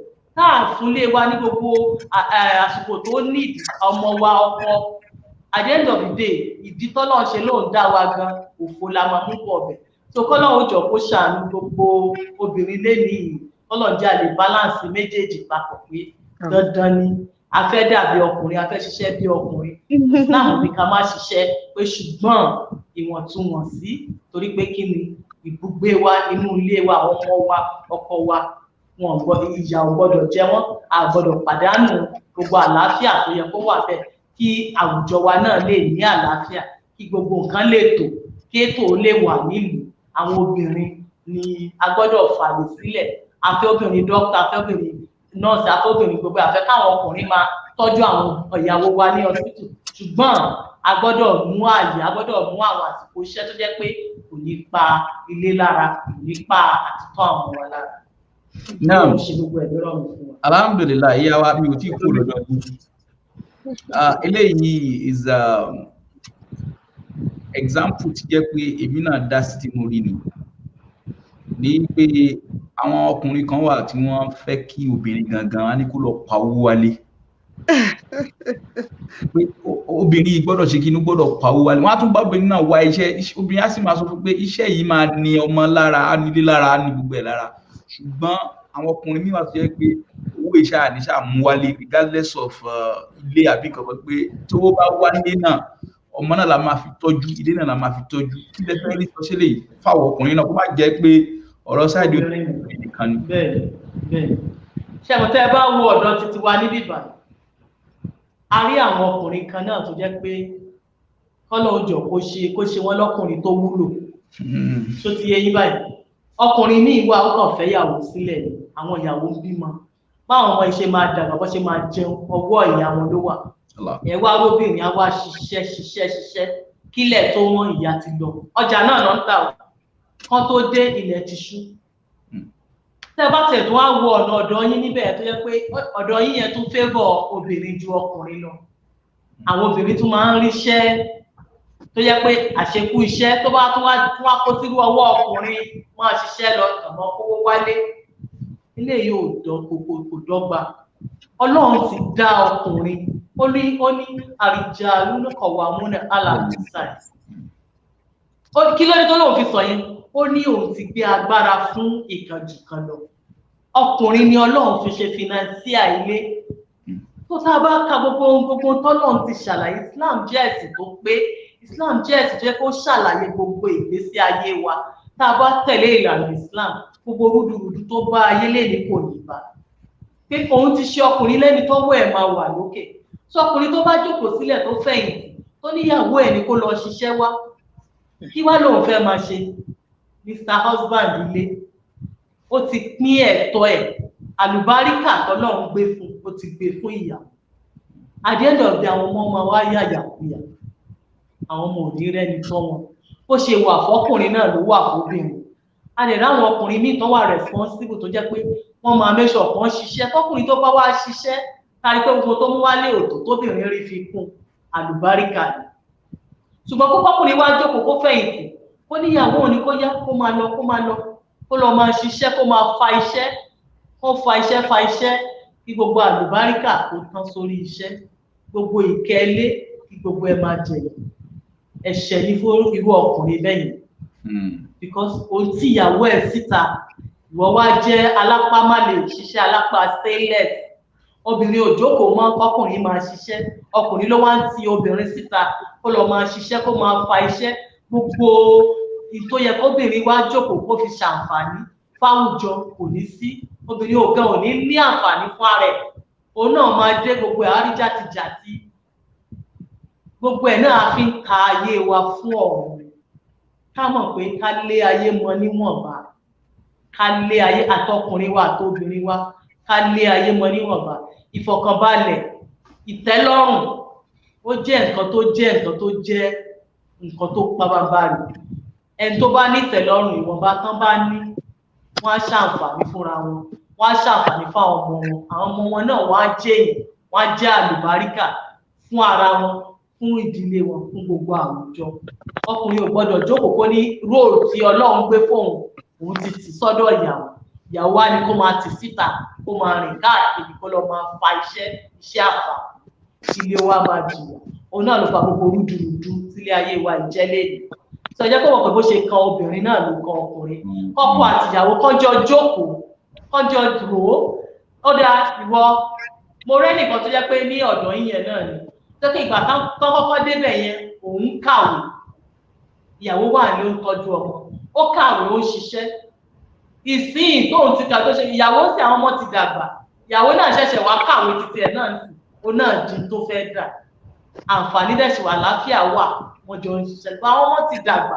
wọ́n ti lọ́jọ́ àwọn ọmọ ti dàgbà kí wọ́n ṣe pé at the detriment of àwọn ọmọ yẹn kí wọ́n tún máa ní iṣẹ́ ọkọ àti àwọn gbọ́dọ̀ jókòó kán tó láàrin ara wọn báwo la ṣe máa ṣe irú iṣẹ́ wo ni wọ́n máa gbà irú iṣẹ́ wo lèmi máa gbà tí a fi máa rí àyè láti tọ́ àwọn ọmọ yìí àsìkò tí ìyàwó bá wà níṣẹ́ ó jẹ́ pé nìkan máa wà tó máa lè tọ́jú ọmọ tí ìyàwó náà bá padà lè kọ́ ọmọ bó ṣe máa ṣe arrangement yẹn kò sí tí ò ṣe ṣe kò sí ètò tí ò ṣe ṣe ní ilé ayé wa gbogbo ẹ̀ ó wà lọ́wọ́ ọkọ àti ìyàwó kọjọ jókòó papọ̀ kọjọ díròrò kọjọ wò báwọn náà ṣe máa tù torí ilé ò gbọdọ̀ sọ́fà àwọn ọmọ ò gbọdọ̀ yàyàkúyà ẹ̀kún ọ̀la wa ni Ọlọ́run túbọ̀ ṣàánú wa.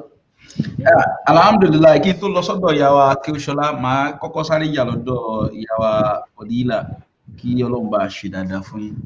A rí most of the women today tó jẹ́ pé they are professors, they are doctors in their career field. Ǹjẹ́ báyìí ṣe rí wá rí lẹ́nìí náà táwa rí obìnrin tí gẹ́gẹ́ bí àwọn ìyàwó ṣe ń sọ yìí pé a gbọ́dọ̀ sọ pé equality equity lè kí a máa wò láàrin àwọn obìnrin.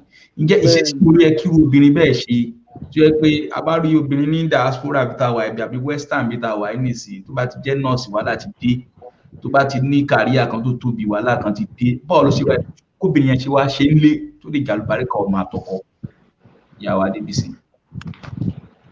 Ẹ ṣeun ibi tá à ń lọ ò jìn ibi tá à ń yà ló pọ̀.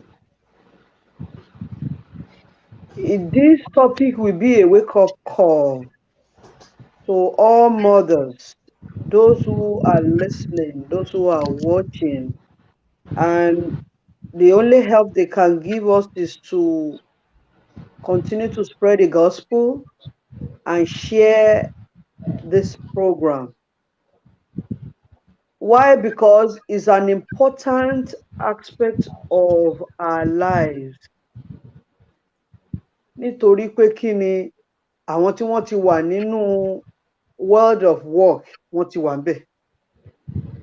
Àwọn tí wọ́n ti wà nínú world of home wọ́n ti wà ńbẹ̀. But àwọn ògo wẹ́rẹ́ kan wà tí wọ́n spring up látara wọn. Àwọn ògo wẹ́rẹ́ tí wọ́n spring up yìí, we can still do something. Àwọn ògo wẹ́rẹ́ tí wọ́n spring up yìí, especially the girl child, a gbọ́dọ̀ mójútó wọn gidi. At that time, the question is kí la lè ṣe, be that as it may, wọ́n ti wà nínú iṣẹ́, wọ́n ti wà nínú ayé iṣẹ́. báwo ni kò ṣe ní pa ilé wọn lára, ibi tá à ń lọ nìyẹn. The girl child a gbọ́dọ̀ mójútó lásìkò ìgbà tí ó bá ń di adolescent tó bá fẹ́ lọ college. Yes, a lè là máwọn ọmọ, we cannot compel them that you have to do this profession. Gone are the period táwọn òbí wọn máa sọ wípé medical kìíní kan ni doctor ni kó lọ ṣe, engineer, lawyer. Ohun tó wà àwọn ọmọ ń sìn ni wọ́n ń fẹ́. The only thing ni pé ká máa tọ́ wọn sọ́nà, ká máa wo pros and cons tí wọ́n fẹ́ yẹn. Pàápàá jùlọ láti ilẹ̀, a gbọ́dọ̀ mọ strength ọmọ. A gbọ́dọ̀ mọ strength. Wọ́n sọ fún wa pé báwo la ṣe lè wà nínú the labour market without jettisoning the marriage market. Is that not your question? No. Now, a gbọ́dọ̀ ti máa mójútó wọn bí ọmọ ni mo ti gbà wọlé nítorí pé kí ni àwa ti bára wa níbi tá ti bára wa o. Àwọn ògo wẹrẹ tí wọ́n wá ń spring up yẹn, how can we encourage them? Among the lots of professions or disciplines that they have flair for, èwo ni ó máa ní comparative cost advantage from Islamic perspective tí yóò wà flexible fún Islam wọn, fún ilé wọn. A wá máa encourage wọn so that ohun tó ṣe wá kò ní ṣe wọ́n. Ẹ jẹ́ ká dìyẹn mú. Ẹ wá jẹ́ ká lọ sí báwo ni ò ṣe ní palẹ̀ wa lára, ohun tí wọ́n sọ fún wa nìyẹn. As a career woman, how do you want to juxtapose labor market with the marriage market? One, you must be a good economic planner. You must be a good religious planner. 2.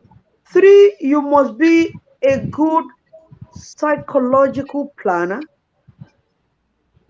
4, you must be a good cultural planner. And you will not be surprised. I want to give this a subheading. You must be a good sexuality planner. I'm giving it a subheading nítorí pé tẹ́ bá mọ iye ilé tó ti tú látara ó fẹ́ tọ́ mi dùn mí, látara ó ṣe bí log of wood, látara ó ti já lambalamba ló wá dé, ó wá di kọ̀ǹdẹ̀, ó wá so useless, kò wá fulfill obligation. So a lè avoid ẹ. Ayé àtijọ́ la máa pẹ́ sọ́lá nílé sọ síta. Is as a marriage counselor, it is a germane reason that we have treated over decades. Hello. We have treated it. I'm a living witness. We have to. Economic planner, let me quickly start from there. You must be a good economic planner, starting from your work and putting it side by side with your home. You must not make the work go over above your home. You must be so economic in taking care of the home. Látara gbogbo tí a kà lẹ́ẹ̀kan. Kí làwọn tí a kà lẹ́ẹ̀kan? Wípé bí òun ṣe ṣe timetable nínú ilé ẹ̀, ìjọ́ tẹ máa ṣe laundry sínú ilé òní wá dàbí ilé akìtàn. Ìjọ́ tó máa ṣe laundry, ìjọ́ tí o máa take care ọmọ, ìjọ́ tí àwọn máa ṣe dirun wọn tó bá jóbìnrin, ìjọ́ tó bó ṣe ṣe homework wọn, assignment tí teacher gbé fún wọn, bó ṣe máa dé tó máa yẹ gbogbo ẹ̀wò fínífíní, just like mama Akínsọ́lá sọ tí ò ṣe pé house help. Àwọn ọmọ yẹn, they are the mercy of the house help. O mọ ohun tó ṣẹlẹ̀ sí wọn, o mọ ohun tó wà nínú báàgì wọn, bóyá ohun tó fún wọn lọ sí school, bóyá òun ló wà nínú báàgì wọn, bóyá ó mú nǹkan míì mọ, o tiẹ̀ mọ̀, o mọ bí wọ́n ṣe ń fẹ́. Because you are a career woman, o lọ sí open day, o lọ sí gbogbo activities tó wà tí wọ́n ń ṣe nínú school, débi tó máa mọ how the child is faring. All this we have to be able to put them into consideration economically. Allah. Tí a bá dẹ̀ ń wo strength àwọn ọmọ yẹn bá ṣe ń sọ, because that's another thing that is so germane. Kó má bàa jẹ́ kún alẹ́ fún wa, as Mamonike has rightly said. It's so germane. Tí a bá wo báwọn ọmọ yẹn growing up, a máa wò ṣe sí wọn. Bóyá èyí tó láì kó máa pọ́n kè ni, àbí èyí tó láì kó ṣá gbogbo pépà tó bá ti rí lẹ́lẹ̀ á kọ nǹkan ṣáá ni, á ṣáà kọ nǹkan ni. Àbí èyí tó láì kó máa tó nǹkan pọ̀, á tó gbogbo ẹ̀pọ̀ tó gbogbo ẹ̀pọ̀ tó gbogbo ẹ̀pọ̀ léra wọn. Àbí èyí tó láì kó tiẹ̀ máa fọwọ́ hun nǹkan ni táwọn ṣáà máa hun nǹkan. Wàá máa wo strength àwọn ọmọ yẹn. As a career woman, kò ń ṣe pé the labour force nìkan náà ti ń lo SWOT analysis. The SWOT analysis should work in your home as active as anything. S for strength. C, SWOT analysis. W for weakness. O for opportunity. And T for threat. Wàá lò lórí àwọn ọmọ náà yàtọ̀ sí pé ó ń lò lórí ara ẹ̀. Kò ṣe labour force nìkan ni SWOT analysis ti lè ṣiṣẹ́. Ó gbọ́dọ̀ wà active nínú ilé. Kí ni strength àwọn ọmọ yẹn growing up? Kí ni wọ́n like láti máa ṣe? Ìwọ òbí gan wàá bọ́ lọ́ọ̀ sọ̀rọ̀ wàá ṣe istiara lé lórí. XYZ yìí tó máa fàyè gba Islam, tó máa wà flexible fún Islam. Wàá wá máa télọ̀ àwọn ọmọ yẹn sí. Nípa tẹ bá kírun tán, bóyá àárọ̀ ni, because nínú wákàtí 5 ẹ gbọ́dọ̀ mú nǹkan at least lọ́kùnkúndùn tí gbogbo yóò jọ máa kí jọ̀mọ́. Ó ṣèdájí tó ń jí jáde ni. Lẹ́tí ẹ̀ ń tiraka láti jọ bọ́lọ̀ ń sọ̀rọ̀. Then you will be charging them tó bá ti ń growing up. Bó jẹ́ spiritual diet 2 minutes kọ́ tiẹ̀ máa lẹ̀ láti máa ṣe. Ibẹ̀ ló ti máa sọ pé if you want to do this job, this is what you do, this is what you do, these are pros and cons. Bó ṣe lọ rèé. Láti bí bó ṣe ń watch wọn ẹ̀ ló ti máa wo weakness wọn. Ibo ni wọ́n weak sí tó yẹ pé ìwà tó jẹ́ weakness yẹn cannot be condoned in the labour force àbí nínú ayé. Ibẹ̀ ló ti máa mójú tó wà yẹn. Ṣùgbọ́n tó bá ti lọ láti ìdájí bó ṣe sọ tó dé lálẹ́ tí wọ́n rí ẹ weekend, ìwọ ló gbé gèlè tó ga jù lágbàáyé. Lẹ́ ń lọ wà ń bẹ̀. Weekend tó máa dúró lé gan, ó ti gbé gèlè lọ. Gbogbo ẹ̀ wá rí. Ṣùgbọ́n tó bá ti wá ń fàyè lẹ̀ fẹ́lẹ̀ ìwà máa wọ weakness àwọn ọmọ yẹn. Weakness yẹn ló máa ṣiṣẹ́ lé. You don't have to be brutal. Wọ́n máa ṣiṣẹ́ lé, wọ́n máa lecture wọn, wọ́n máa work lórí weakness wọn tí yóò takò wọn nínú ayé lọ́jọ́ ọ̀la. Ibẹ̀ ló ti máa sọ fún wọn pé opportunity bílé ayé ṣe rí rèé, bílé ayé ṣe rí rèé, bílé ayé ṣe rí rèé. And ìwọ as a timekeeper nínú ilé ẹ, o gbọ́dọ̀ fi múlẹ̀ wípé bí ó ti ṣe jẹ́ wípé mo gbọ́dọ̀ tiraka owó school àwọn ọmọ, owó kinní kan, ìnáwó ló wà nílẹ̀ yìí. Tó bá ti jẹ́ good timekeeper pẹ̀lú àdúrà, gbogbo eléyìí á máa lọ. As a career woman, let me quickly add this to it. For the success of the marriage market, you must have a smart goal for yourself. What do I mean by this? As a career woman, you must be able to tell yourself, my home must be sustained. How do you want to sustain this home? You must be a master planner. A master planner, for you to be a good master planner, then your goals must be SMART. S for specific. M for measurable. A for achievable. R for realisticable. And T for time bound. T for time bound. T for time bound. You must be a good master planner. Ilé yẹn gbọ́dọ̀ dúró ni, orí ìdílé Islam ni. ó gbọ́dọ̀ dúró ṣinṣin lórí emblem Islam. Báwo ló ṣe fẹ́ ṣe?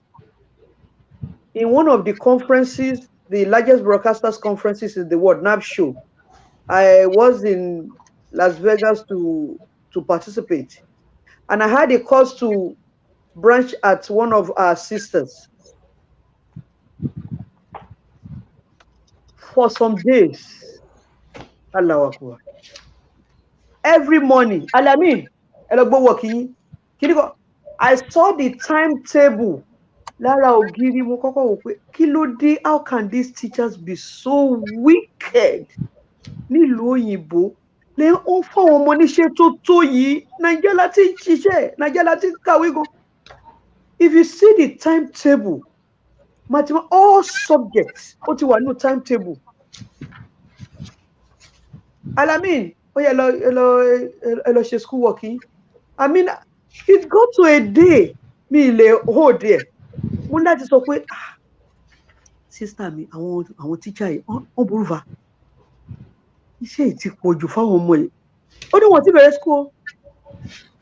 Wọ́n ní sallallahu alayhi wa sallam. 6-year-old and 4-year-old. Ó ní wọ́n ti bẹ̀rẹ̀ school.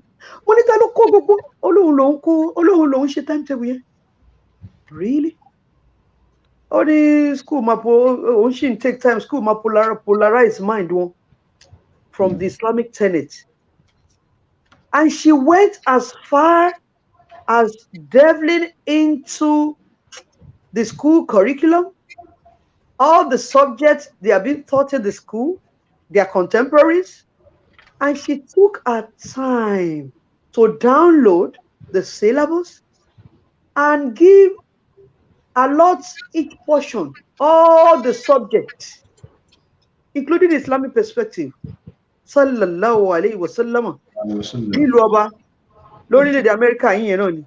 So I think it's possible. I think it can be done. Ó ní sì ń ṣiṣẹ́ alẹ́ ẹ̀rọ lọ. She's a nurse. Àwọn ọmọ yẹn wọ́n máa ṣiṣẹ́ yẹn. Wọ́n wà lórí laptop, wọ́n á ṣiṣẹ́. Mo ní tíṣà yìí gbọ́dọ̀ burú. Àṣeyà wọn ló fún wọn. So a lè ṣe. Bẹ́ẹ̀ni. A lè ṣe. It can be done. It's just a matter of adding SWOT analysis with a SMART goal. S for specific, M for measurable, A for achievable. You have to set an achievable goal for yourself. Ìdílé Islam yóò gbọ́dọ̀ dúró. Tó bá jẹ́ wípé ká dẹ̀ tún kún ọkọ wa nígbùwọ́ ni kí lè lọ káwọn ọmọ bàbá lack àá tún ṣe níbẹ̀. And it has to be realistic. Then you have to be a good time planner. Let's quickly go to the religious planner. Torí pé ẹ jẹ́ career woman or women, Islam ò gbọ́dọ̀ lack nínú ilé yín. Ẹ gbọ́dọ̀ sọ Quran nínú ilé yín kẹ́ sọ di decoration kó wá butí. Ẹ gbọ́dọ̀ jẹ́ kí ààyè kírun kó wá wà so deserted nínú ilé yín. In fact, you can even go as far as putting a camera that you will use that to scare the children. Pé tí bá dé máa wo camera àsìkò tẹ́ kírun, àsìkò tẹ́ kí zul, àsìkò tẹ́ kasri, àsìkò tẹ́ kí magrib. Ìyẹn tó bá jẹ́ pé làlórí dé, all this period you have to be outside. Belentashe, you have to work it out. Islam ayédè tí wá dẹrùn tí àwọn tutors, àwọn Islamic tutors wọ́n wà online tí wọ́n máa keep àwọn ọmọ yẹn busy. Ó máa ní time. Ó máa ní time halakọ̀ fún wọn. Ó máa ní time Islamic jurisprudence fún wọn. Ó máa ní time tí wọ́n máa ṣe tilawatul Quran. Ó máa ní time tawhid. Wọ́n á ti ṣe gbogbo time yẹn online ni. Online náà tí wọ́n máa take àwọn ọmọ yìí. Torí pé kí ni ọwọ́ tó dilẹ̀ ni kíní kan ránṣẹ́. Children are restless sometimes. They want to get engaged. If you don't engage them Islamically, they will be on the laptop, on the system, and they will be doing what you don't know. Islam gbọ́dọ̀ jọba. Yes, Islam gbọ́dọ̀ jọba. Psychologically, kò ṣe dìgbà tí nǹkan bá wẹ̀rẹ̀ gẹ̀dígẹ̀ kó tó mọ̀ pé nǹkan kan ti ń ṣọmọ ẹ̀. Nǹkan kan ti ń ṣe, nǹkan ti ń ṣe. Nǹkan ti ń ṣe. Níjọ́sí àwọn ọmọ mi márùn yẹn, ìkan ó kàn dédé ní dot gbogbo kíní ẹ̀ kàn sùn sí. Mo ní Aisha, ó ti ń dobìnrin. Ó ní mommy, what do you say? Mo ní you are becoming a lady. The next thing, mo lọ ra lady care. Lady care náà pé tó ní nylon yellow. Mo ra lady care. I said, put this in your cupboard. Even what should I use it for? I've not started. You will soon start. You will soon start. You will soon start. Kò sí pẹ́ bí nǹkan ọmọbìnrin ṣe dé nìyẹn. Psychologically, you have to look inward and know what is wrong with your children. The dad was even surprised. Money unto susiloju money style tiẹ̀ nìyẹn. Bẹ́ẹ̀ kẹ́ obìnrin mi a máa gbénú ṣánlẹ̀, a máa gbéra mọ́lẹ̀, a máa ṣe ẹlòmíì a kàn ra lọ́wọ́rọ́ díẹ̀. Ó lè jẹ́ nínú díẹ̀. Ẹlòmíì a kàn jókòó láàrin pòun ti wet. But for the first time, tó ṣú sí yẹn kò ṣú sí tẹ́lẹ̀. Psychologically, ẹ̀yin òbí ẹ gbọ́dọ̀ mọ ohun tó ń ṣẹlẹ̀ nínú ilé yín. Kò ṣe dìgbà téèyàn bá wá fẹnu sọ fún yín. Ẹ gbọ́dọ̀ mọ̀ ọmọ tó ti ń kẹ́gbẹ́kẹ́gbẹ́ látara ìṣesí má sọ pé o mọ̀. Má ní o mọ̀. Wàá mọ̀ pé kíní kan máa yàtọ̀. Ó lè jẹ́ bí ìsọ̀rọ̀ sí ọmọ tí ò wà so spontaneous láti máa fún ẹ lánsà. Ó kàn díjọ́ kan kọrin pé ó kàn fún ẹ lésì. Ṣàkíyèsí. Má fojú fò pé it's one of those things. Ṣàkíyèsí. Ọmọ tí ò máa gbé ṣòkòtò sí bẹ̀bẹ̀ rẹ́ẹ̀dì tẹ́lẹ̀, ó dédé ń gbé ṣòkòtò sí bẹ̀bẹ̀ rẹ́ẹ̀dì, tètè nípì ẹ̀ in the bud. Obìnrin tó jẹ́ pé tó bá fẹ́ make call, ẹgbẹ́ ẹ̀ náà ló ti ń make call. Ó wá di kó máa sáká, kó máa sá lọ sí toilet, kó máa sá lọ sí ìsàlẹ̀, kó máa lọ sí basement láti lọ make call. Something is fishy. You have to be all eyes, all ears, psychologically, so that you will start lecturing them. Conscious coding. Ayé ti kú ò ní level yẹn. Lecture them about sex and sexuality. Lecture them about all this moral education, all the changes they will begin to see in the age of puberty. The men having pubic hair, the women increasing in the chest, and all those things. Begin to lecture them. Tell the girl child about men, right? In fact, don't wait pé bóyá ó dìgbà tó máa ṣe ń di bàlágà rárá. Torí pé nísìnyí ọmọ ọdún méje, ọmọ ọdún mẹ́fà wọ́n ti mọ ọkùnrin, wọ́n ti mọ tó ń pè ní opposite sex. No. So teach them about sex and sexuality. Tell them about all this sex education. Tell them about opposite sex, moral education. Engage them. Be her best friend. That girl child especially. Be her best friend. She will tell you everything about her. Whatever she's facing in school or outside, she will tell you. For you to operate successfully the two market, the labor market and the marriage market, you must be a good psychological planner. Then the cultural aspect of it. Ọmọ gbọ́dọ̀ mọ ara mú. Ọmọ gbọ́dọ̀ wà good hygienic status at every point in time. Inú yàrá wọn. Tí ò ṣe ètò máa wọ̀ tó máa stink. Ó gbọ́dọ̀ jókòó sínú yàrá wọn kẹjọ sọ̀rọ̀ kó kọ́wọ́ bá bẹ́ẹ̀dì kó gbogbo pàǹtì yẹn jáde. Kó gbogbo ṣòkòtò bá wọn kó jáde. ẹ̀wù tọ́wọ̀ tó tí ròjú ti mú wọn wọ́n á tì sí bóyá wọ́n á tì sínú wardrobe àbí kán tì sínú kí bá wọn kó jáde kó wá bá wọn sort ẹ̀ out tó yà ìwọ lọ kó sí laundry ìwọ lọ kó lè síbi kó lè síbi kó lè síbi wá kọ́ wọn bí wọ́n ṣe ń ṣèmójútó ilé kọ́ wọn bí wọ́n ṣe ń dáná kọ́ wọn bí wọ́n ṣe ń ṣètò ilé. As much as they want to have one discipline or the other kó àwọn ọmọ yìí ní iṣẹ́ ọwọ́ kọ́ wọn ní iṣẹ́ ọwọ́ jẹ́ kí wọ́n mọṣẹ́ ọwọ́ tí wọ́n ò bá mọ̀ tí wọ́n ò bá mọṣẹ́ ọwọ́ tó máa kọ́ wọn try to engage them in art and craft. Iṣẹ́ ọwọ́ jẹ́ kán mọṣẹ́ ọwọ́ yàtọ̀ sí profession wọn.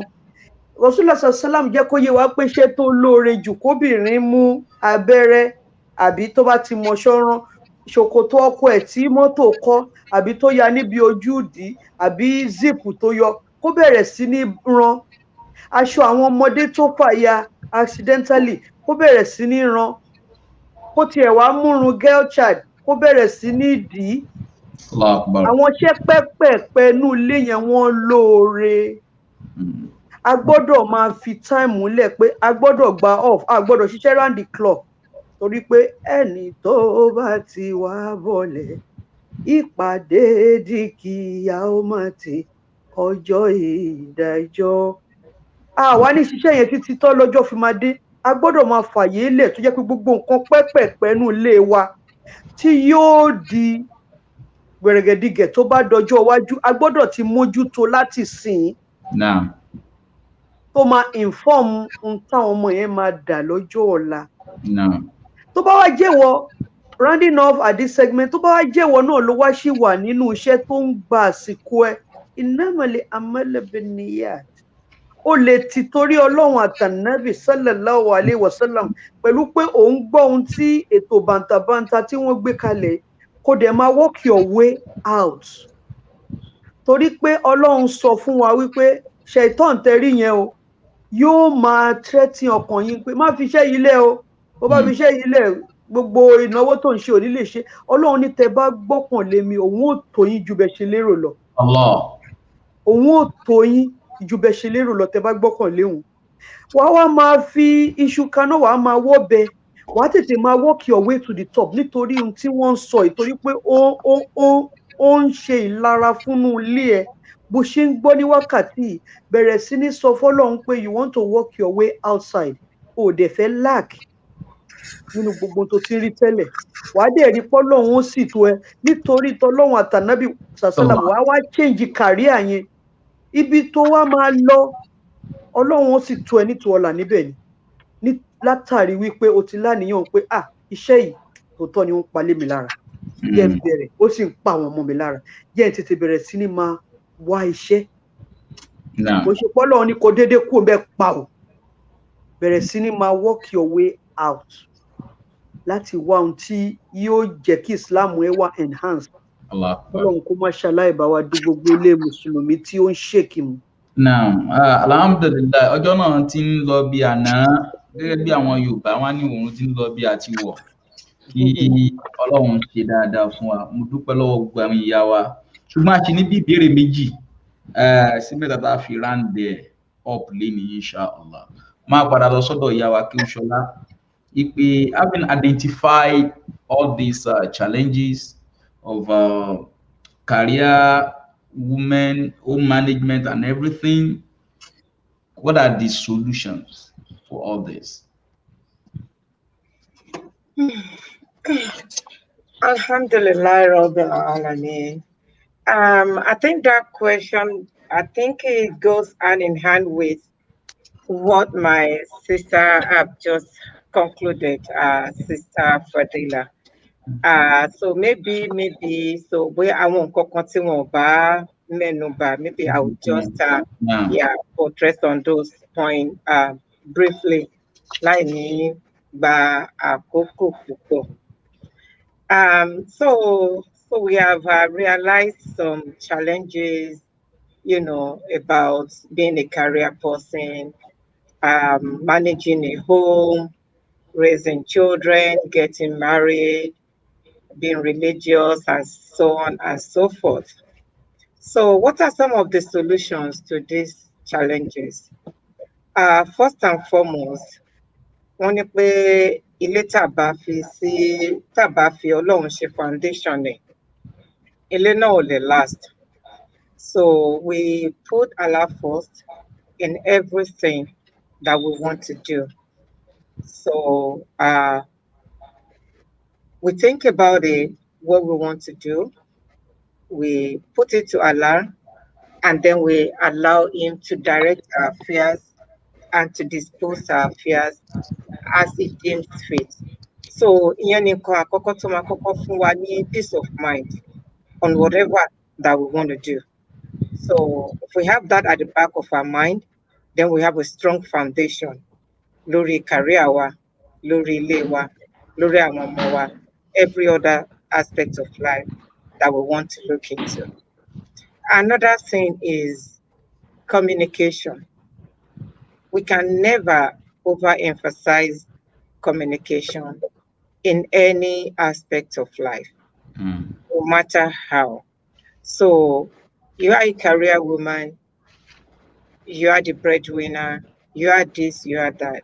If you want to have peace of mind, you want to be able to maintain your home, you want to be successful, you want to have it all, you need to leave your channel of communication open. You need to be able to bring things, to table, to plan and to act. You don't bottle up things and you don't keep malice, you don't keep grudges. So it's not only in our home, pẹ̀lú gbogbo àwọn alábàárìn wa àti àwọn alábàágbé wa náà ni. Tá a bá lè communicate, a lè move on. So if anything is bothering you, you need to put it to table. So if you want to choose a career or you want to take a job, you should communicate with your husband. This is what I want to do. What do you feel about it? So tí gbogbo eléyìí bá wà in the plan, àwọn challenges yẹn á wà minimal. I remembered on one of our programs, our mother, Mama Rogundade, mentioned that she had her own plan. She had a view of what she wanted to be in life. But meeting her husband, the husband thought that, you should do this for the sake of the children, so that, you'll be there when I am out, you will be home taking care of the children. And then he usually compensates her, whenever the children come out successfully, maybe they pass the exam or something like that. So that is communication. So when you communicate, then you'll be able to put a plan in place, and then you'll be able to act on your plan. If you fail to plan, you will plan to fail. So that one is huge in facing and dealing with challenges in every aspect of life. So another thing is not being contented. That one too, is something that we should look into, irrespective of our situation, our position. A fẹ́ wo aago aláago ṣiṣẹ́, a ò fẹ́ sáré mọ́tò ká kọlù kẹ̀kẹ́, a fẹ́ sọ pé torí pé ọ̀rẹ́ mi nǹkan yìí ló ṣe, or my friend husband, this is what is doing for her or something like that, then I want my husband to do same, or I want to do same. Tọkọ yẹn ò bá lágbára láti ṣe, you can't force anything on anybody, because ẹ ò fẹ́ kó lọ jalè, nǹkan tágbára ẹ bá ká òun náà ló máa ṣe. And you yourself, you don't want to be like somebody and jeopardize your own home too. You don't know that person, the registered nurse, you don't know how she's managing her home. Maybe her husband has a flexible job. She's working around the clock. The husband is home to, pick up the pieces of what she's not able to do. You don't know. Ó kàn rí pé ó ń ṣiṣẹ́ ni, wọ́n ń lówó, wọ́n ń ra nǹkan oríṣiríṣi. you too, you want to work like crazy. Àwọn ọmọ ẹ dẹ̀ wà nínú ilé. You are working, your husband is working. Who is there to take care of the kids? So we need to be contented to be able to, deal with these challenges. So another thing is being a career person. We have to be able to pick and choose. I tell people, some people will say, oh, because of my work, I cannot cover my head or something like that. I tell some people in this part of the country, you don't tell me that. You say that you don't know what you are doing. Maybe you cover your hair today, tomorrow you leave your hair open. Then they will ask you what you're doing. Nobody, So you know what you want to do and go all out for it. So why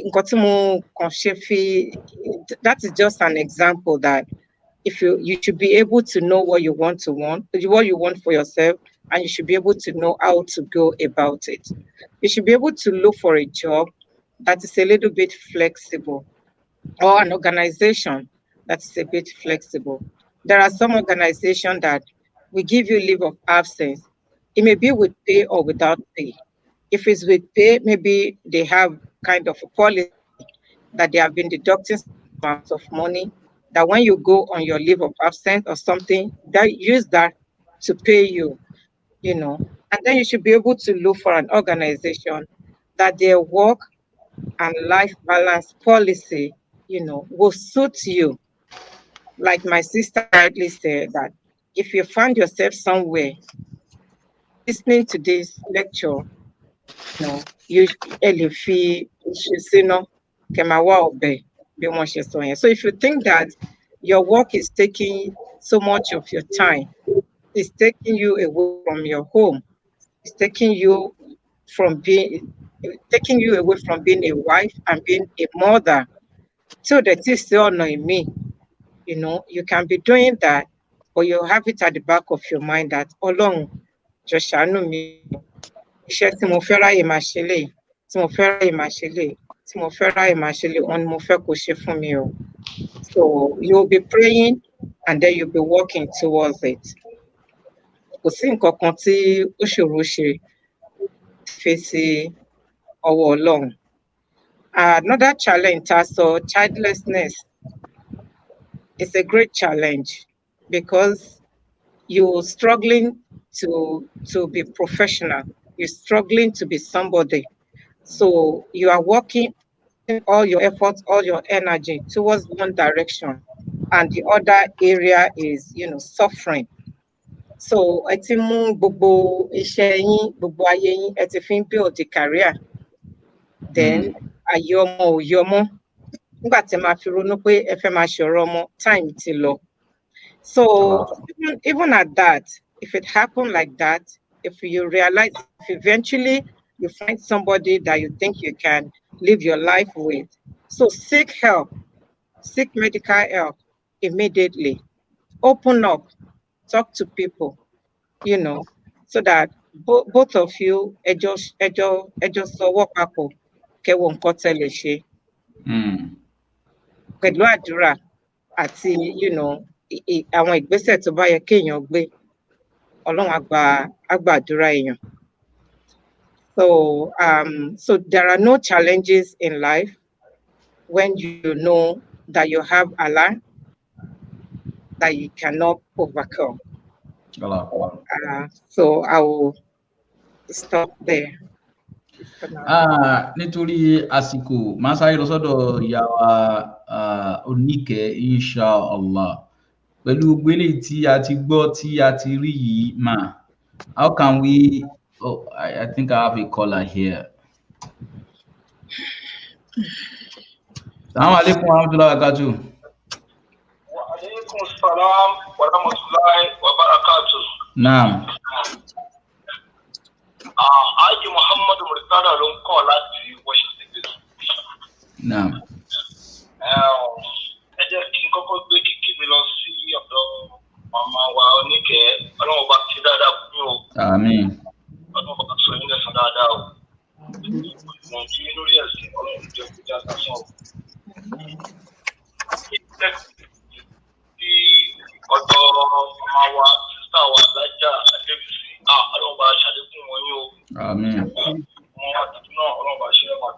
Amen. And back to our brand guest, Alaja Akinshola Lomba Sanyasa. Amen. Now, I have 3 questions, and please, for the sake of Allah, I want us to help me pay attention to these questions, and so we can have a constructive answer or response. Now, my first question goes to Alaja, I think, because I have been down course on the career woman. I think this is a greater opportunity for women to restructure our responsibility. What am I saying is, as we all, as a Muslim man, it is our responsibility to respond to the inability when it comes to financial needs. Now that we are talking about being a career woman, and yet, I want to let that mama know you want to become a career woman. Can we know? My question is this: what is the intention of being a career woman when we're still responsible for your needs? So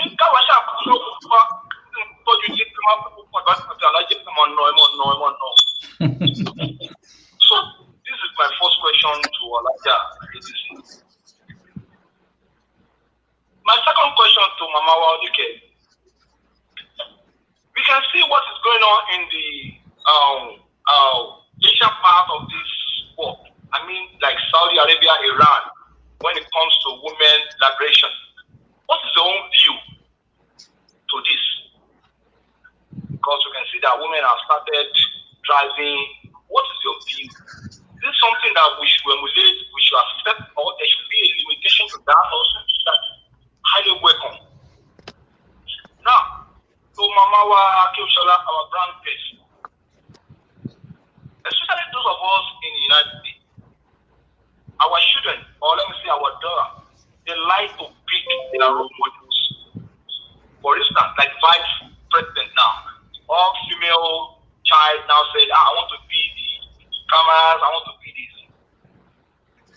What advice would you give to our children, especially daughters, in terms of going into politics or going to something else that will make them engage in future that will not affect their home? So these are my 3 questions. So may Allah make it easy for each and every one of you. Mashallah. Jazakumullahu khairan. Ọlọ́run bá ṣe dáadáa fún alájọ Amutado. Inshallah. A gbìyànjú látọ̀dọ̀ ìyàwó oníkẹ́ inshallah bismillah. Alhamdulillah, Rabbil Alameen. Wọ́n ní women liberation. It's like you having this even in our own Islamic countries today, has to do with the Western world infiltrating everywhere. The Western world is infiltrating everywhere. Islam has made everything clear. Men have their rules, women have their rules. We all have our different paths. We all have our different contributions to the development of our society. So women don't have to be men, and men don't have to be women. But if you look at what is taking place in the world today, that women want to drive in Saudi Arabia, should this be allowed, or the different things we are looking at. There's nothing bad in women liberation. But in Islam, I just want to correct a misconception that people view women in Islam as being oppressed. Yeah. Because if women are not being seen as being oppressed, then why the word liberation? Islam is a beautiful religion, and everything is spelled out. Aisha radiallahu anha said, the Prophet sallallahu alaihi wasallam is the walking Quran.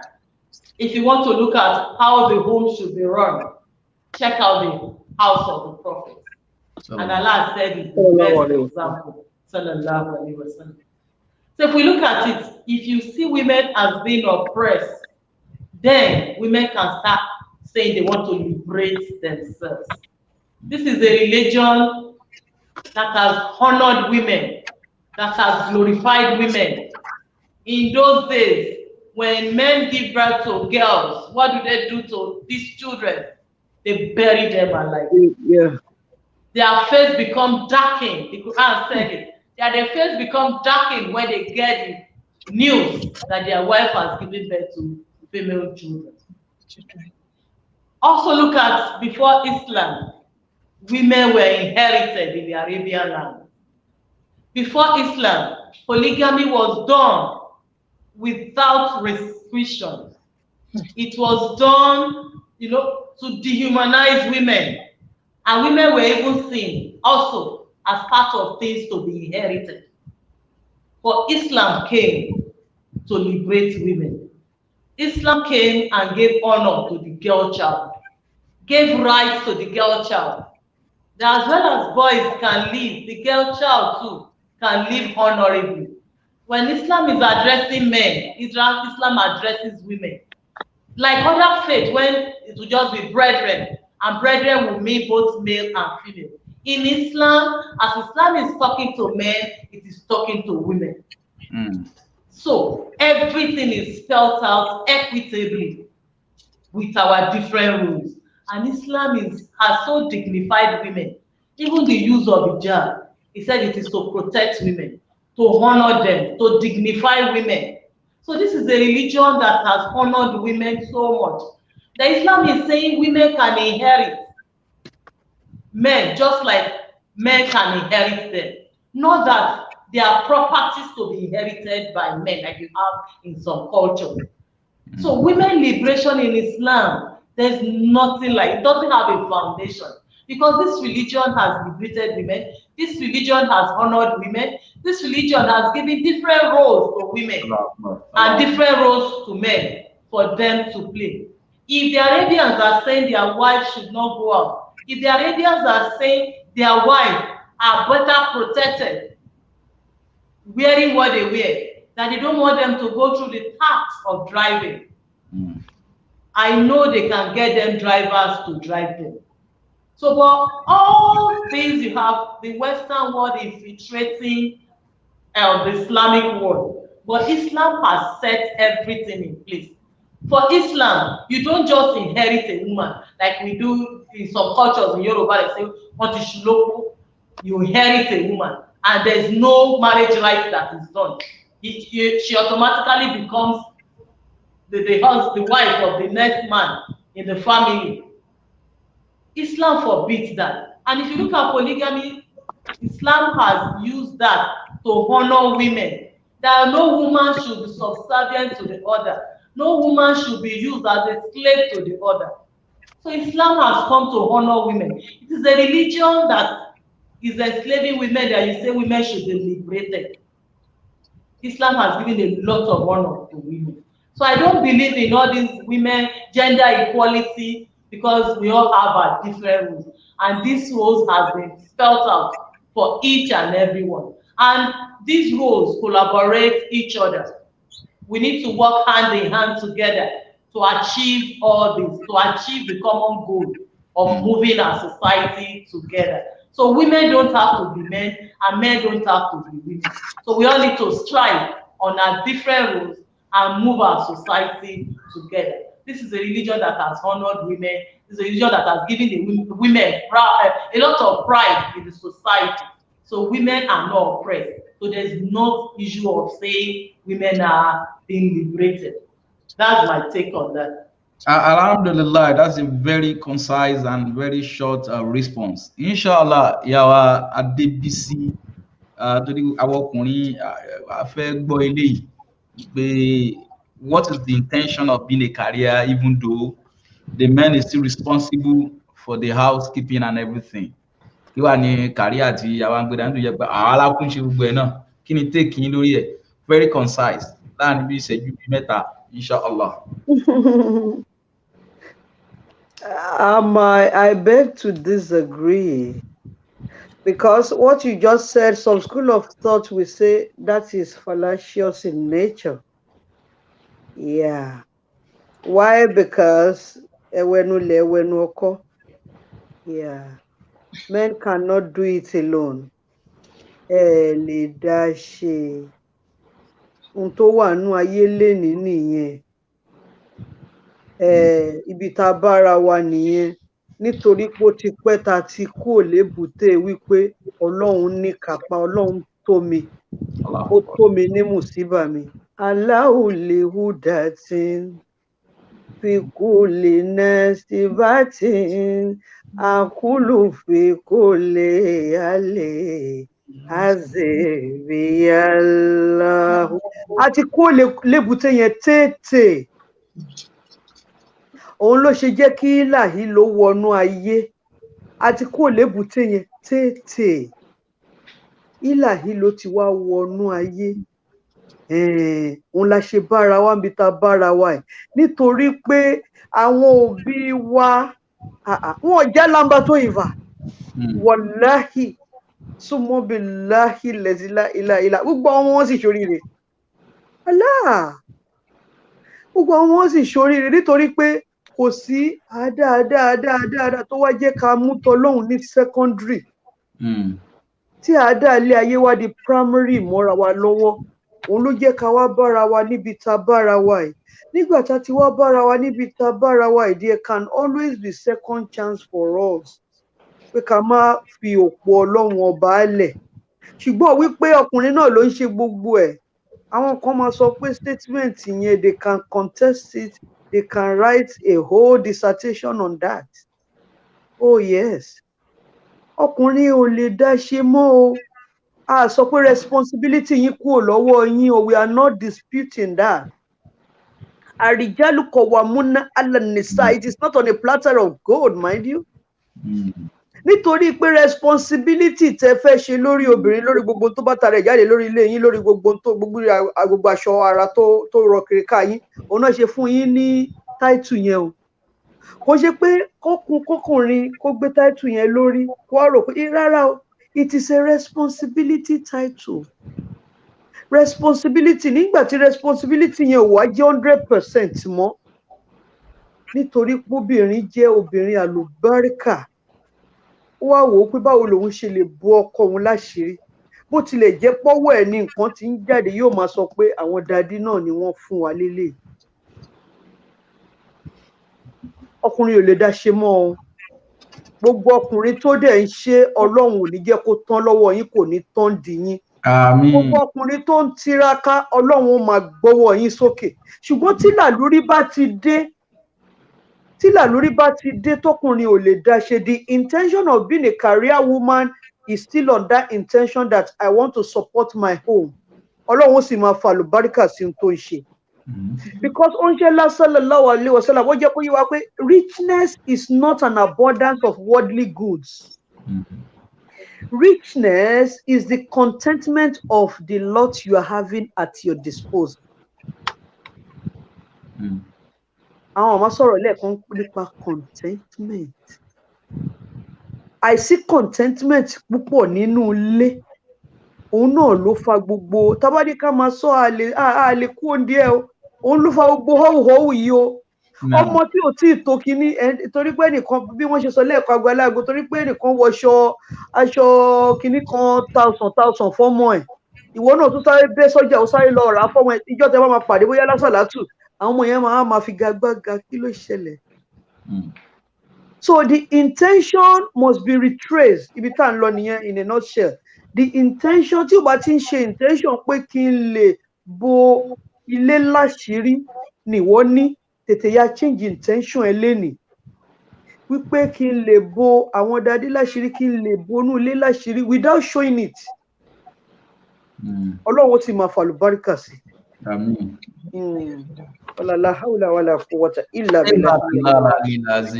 Yawa Akewushola. Yeah, okay. So in a nutshell, we are looking at rearing children, especially if they have a role model. like our US Vice President. President.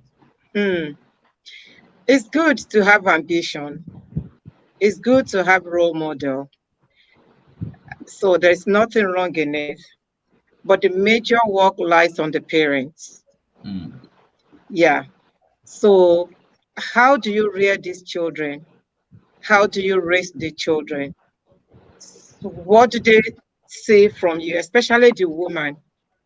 So can you want emulate lateral? What are the qualities that you have as a woman that you want your daughter to emulate from you? So that is where we're going to start from. So our children, boys and girls, so we have a lot of work to do on them. Bí gbogbo àwọn mọ́mì mi in the house bí wọ́n ṣe sọ síwájú. So iṣẹ́ ńlá ni fún obìnrin.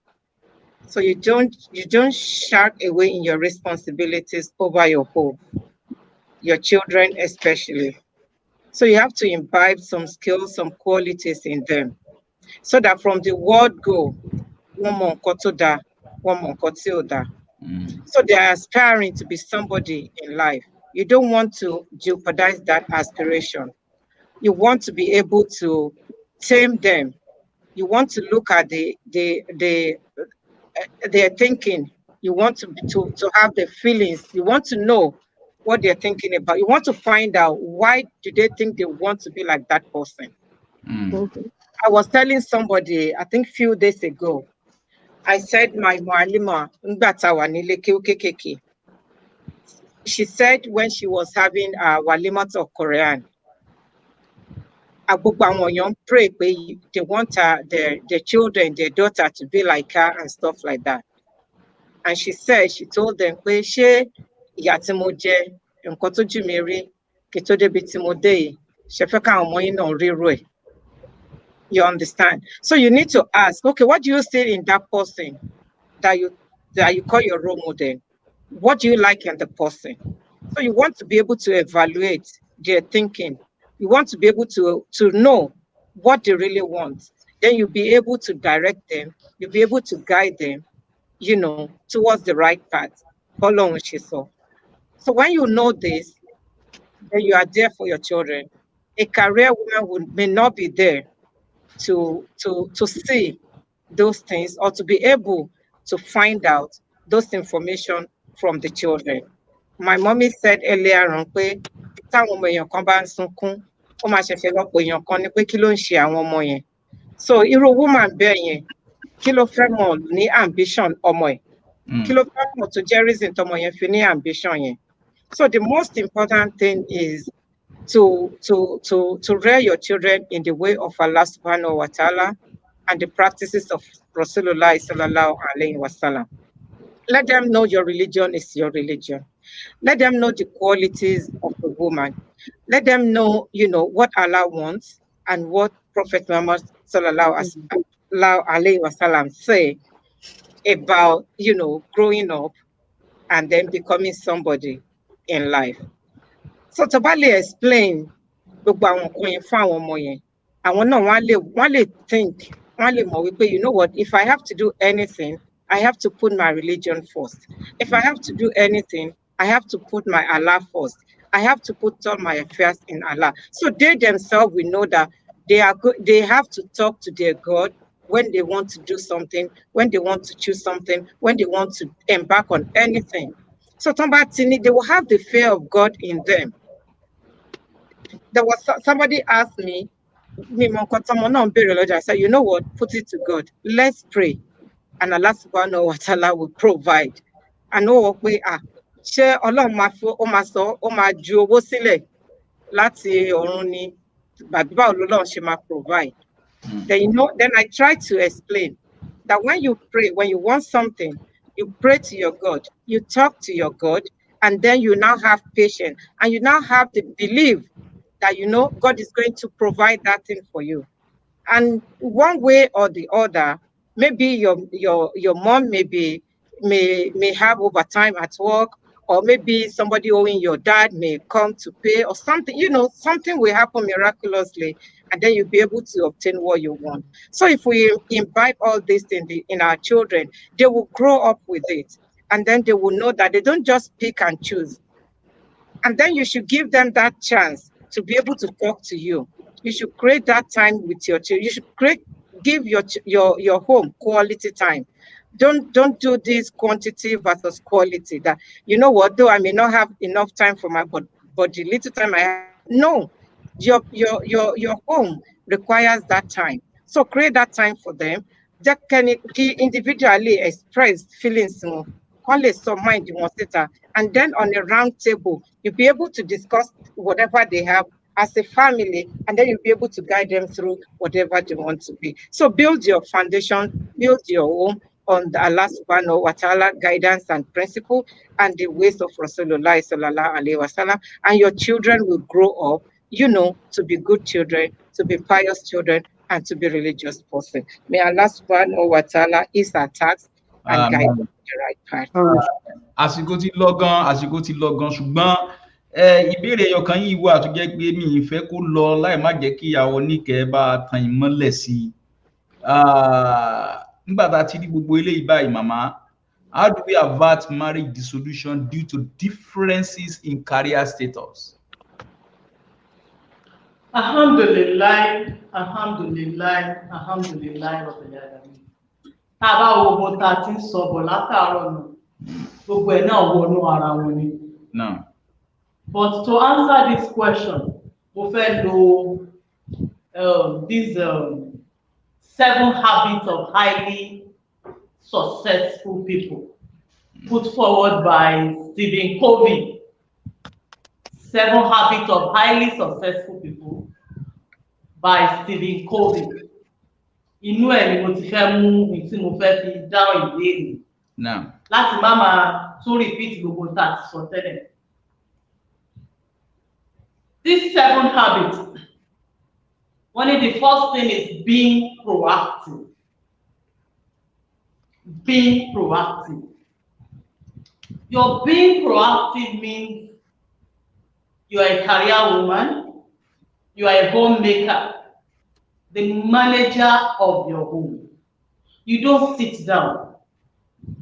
Just like Sister Fadila has said, you sit down and you make your plans. You know you have success in mind.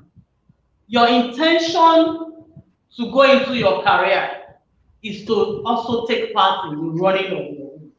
Is to ensure that your home comes out well, not because of any ego. If it is based on a bad premise, then everything will come to naught. So your being proactive means you are up. You want to be independent, yes. You want to build your home. You want to take part. Your husband, his finances cannot take care of everything. You want to ensure everything is being planned. You want to marry people. You have to be proactive. You have to sit down and put pen on paper as to how you want to do this to ensure the success of your home. You have to base it on a good intention. That your reason for going into this career isn't to rub shoulders with your husband. It's not to do gender equality as they say today, but rather to contribute to societal development, to your family development. That's the first habit that we need to put in place to avoid this difference in career status resulting into the breakup of our homes. Then the second one has to do with having the end in mind. If you are proactive, if you have good intention, then the end, what is that end you are pursuing? What is your basic end? What is that end that you have? What is your goal? What do you want to achieve? This is very, very important. You're looking at what do you want to achieve with this work you are doing? Your family, what do you want to achieve with your family? Allah said He created us to worship Him, isn't it? And our end in mind should always be to meet Allah well. Not just only you, but you, your husband, your children, and everybody you have contact with. Because I said your children, your husband alone are not only the family you have got. So having the end in mind is very, very important. The Prophet ﷺ was asked, the Prophet ﷺ asked his companions, Who is the cleverest of all believers? Okay, the prophet was asked, sorry, who is the cleverest of all believers? He replied, the one who remembers death and is better prepared for life after it. The one who remembers death and is better prepared for life after it. So gbogbo àdáadáa wa nílé ayé yìí, kí ni ìgbẹ̀yìn ẹ̀ fún wa? Ṣé a fẹ́ ṣe àdáadáa yìí láti make sure pé gbogbo ohun tí family wa bá need, gbogbo ohun tí ilé wa need, gbogbo ohun tí ìdílé wa need, a fẹ́ make sure pé a ṣe gbogbo ẹ̀ kí a fi lè bọ́ lọ́hùn dáadáa, kí ìgbẹ̀yìn wa ó fi bá a dá. Pé ká bá wá pàdé Ọlọ́run tó bá ní ká jẹ́jọ́ báwo ló ṣe lò ó gbogbo tí mo fún ẹ, ká lè rí ẹjọ́ rẹ dá, ká lè rí ẹjọ́ rẹ rò fún Ọlọ́run. Ọlọ́run ní gbogbo tá a bá ṣe láyé kí ni ìdí tá a fi ṣe? Action shall be judged according to intention. So having the end in mind, having your goal, and your goal going together with what Allah has set us in life to do. You can be a career woman to make sure that you earn money to help the less privileged apart from your home. You can be a career woman to ensure that the orphans in your surroundings don't suffer. You can be a career woman and use the money to better your family's life, to better the life of those around you, to move Islam forward. Have the end in mind. Whatever you do in life, whatever you go into in life, remember there's that day of recompense when you will go back to Allah and give an account. Allah. If you are a career woman because of ego, if you are a career woman because of your mentality of equality or women liberation, then it is wrong. All these things are the things that will lead to break up of marriage. But if you're a career woman with the right end in mind, for yourself, for your family, for everybody around you, then everything will go on well and everything will be achieved. And on that day when you meet your Lord, you'll be able to stand straight and be able to give an account, and Allah will give you pass mark for all you have done. Now the third habit here is putting first thing first. Putting first thing first. This has to do with prioritizing. You need to prioritize. Yes, you want to work. You want to be a lawyer. You want to be a doctor. You want to be an engineer. You want to be a nurse. No one is stopping you. But put first thing first. Your family comes first. Because after that career, that is where you are going back to. Your family, how does your family stand with Allah? It is important. We have heard a lot about having religious plans for your family, making your home that exemplary Muslim home. Ká ṣe ilé wa ní ilé tó pé táwọn èèyàn bá wọ̀ wọ́n máa rí Islam, wọ́n máa gbọ́ ohun Islam. Ní ìṣesí wa, níṣesí àwọn wa, níṣesí ọkọ wa. Ká make sure pé gbogbo ohun tí ó máa tán láyé kò ní ba ohun tí ò ní tán jẹ́. Torí gbogbo ilé tá a bá láwọn kọ́ gbogbo àdánwò tá a kóra wa sí gbogbo ẹ̀ ló máa tán.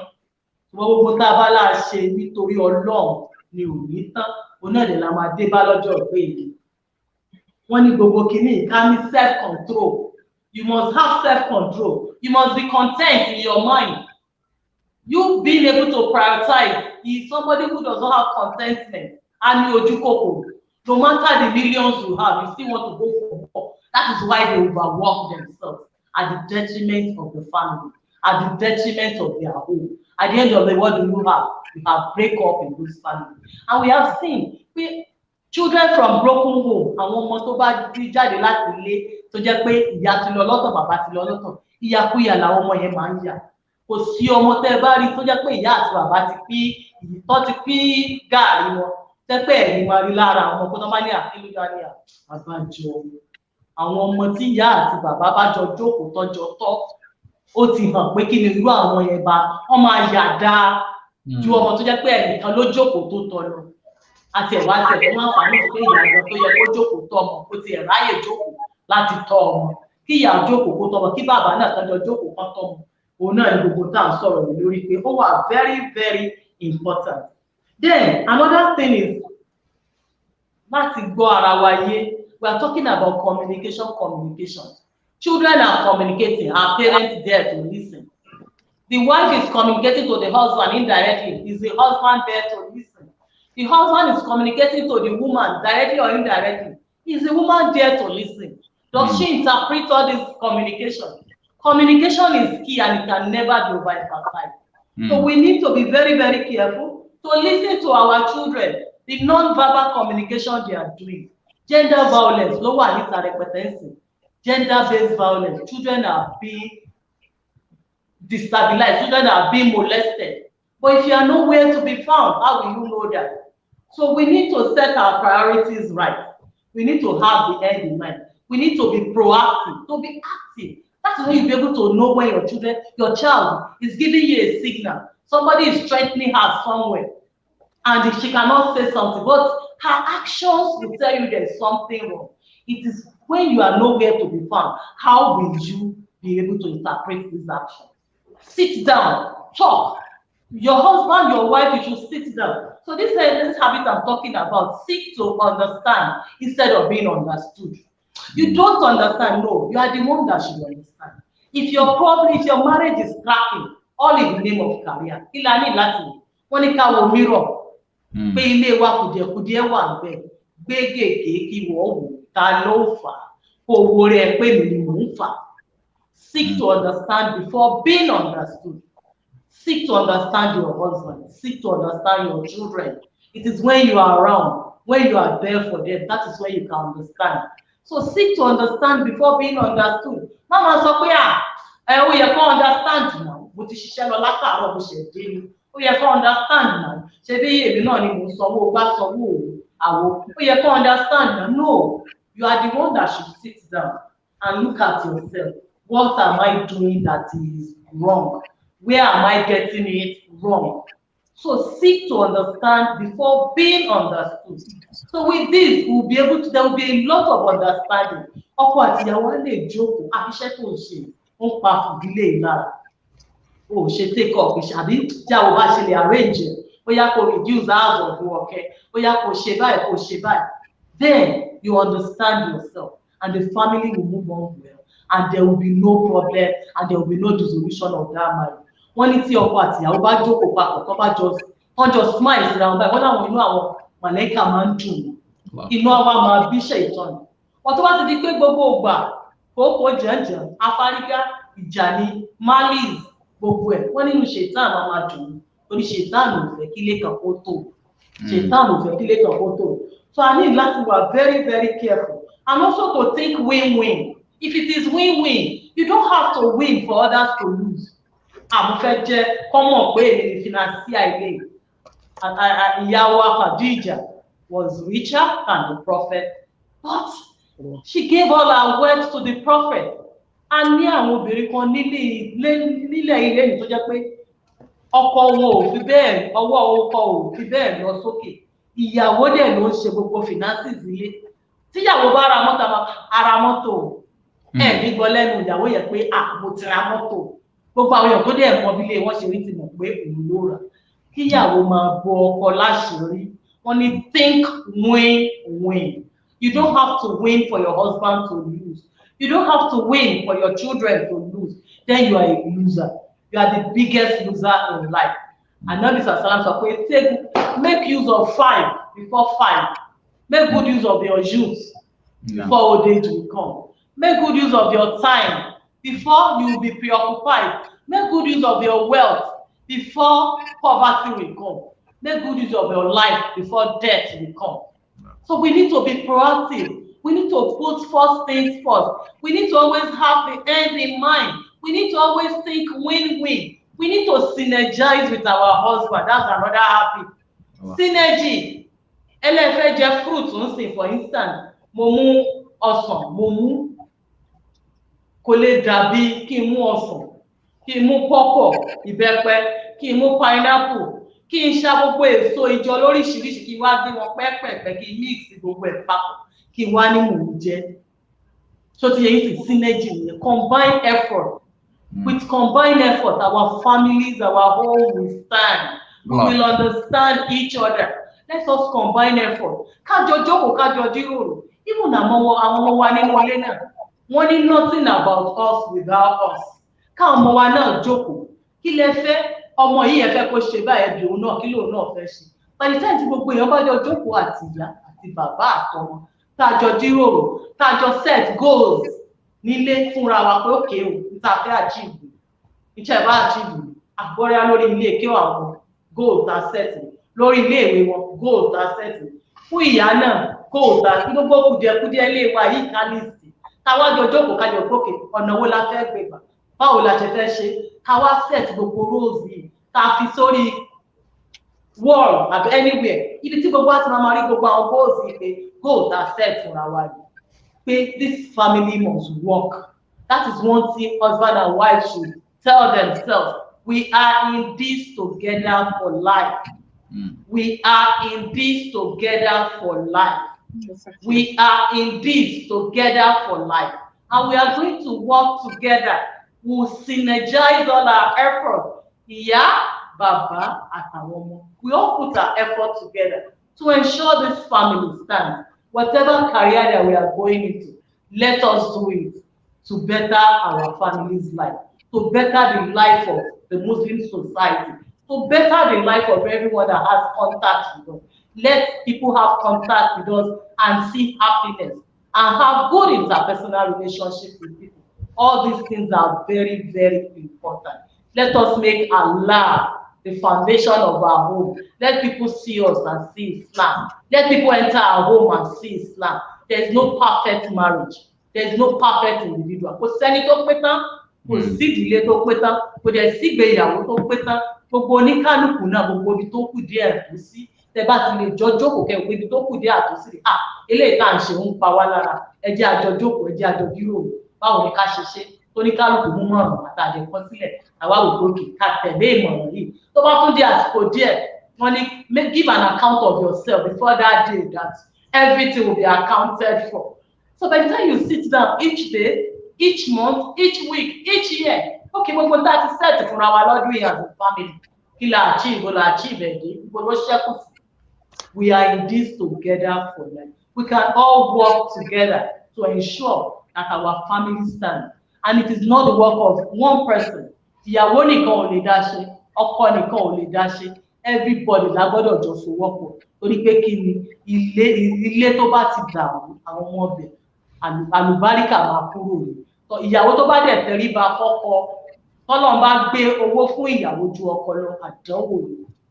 Àdánwò kan tọ́lọ́run fi sí lágbádá nìyẹn ó sì gbọ́dọ̀ pass tó bá have the end in mind pé lọ́jọ́ kan wọ́n á bọ́ lọ́run pàdé Ọlọ́run á bí pé mo gbé ọlá kúrò lọ́wọ́ ọkọ ẹ̀ mo gbélé wọ ìyàwó lọ́wọ́ báwo ló ṣe lò ó gbọ́dọ̀ ṣàlàyé tó bá ti wẹ̀ tó mọ̀ ń kànkàn àlìjánà rẹ̀ dà ò nílé méèkì ẹ̀ tó ká wò ó pé tọ́lọ́run bá gbé ipò ọlá ìfún wa ju ọkọ lọ ká make sure pé ká bẹ Ọlọ́run ká dìdí ìbẹ Ọlọ́run lọ́tọ̀ ní kọ́lọ́run má jẹ́ ká ṣìlò kọ́lọ́run má jẹ́ ká ṣìlò ká wá rí lò ká fi bá àwọn Ọlọ́run pàdé ká fi tún táwọn ọmọ ẹnì kejì ṣe ká fi tún tara wa náà ṣe ká fi tún ti gbogbo ìgbésí ayé àwọn èèyàn ṣe Ọlọ́run túbọ̀ máa wà pẹ̀lú wa ká ṣe lé wa ní ilé tó jẹ́ pé àwọn màláìkà máa rí tínú wọn á máa dùn ká má ṣe lé wa ní ilé tí ṣètàn yóò ti máa jó tí ó ti máa yọ̀ lójoojúmọ́ Ọlọ́run ṣe lé wa nílé ilé ìbùgbé ayọ̀ ìbùgbé àlàáfíà ìbùgbé ìfọ̀kànbalẹ̀ ọlọ́lá haúdà wàlá quwwata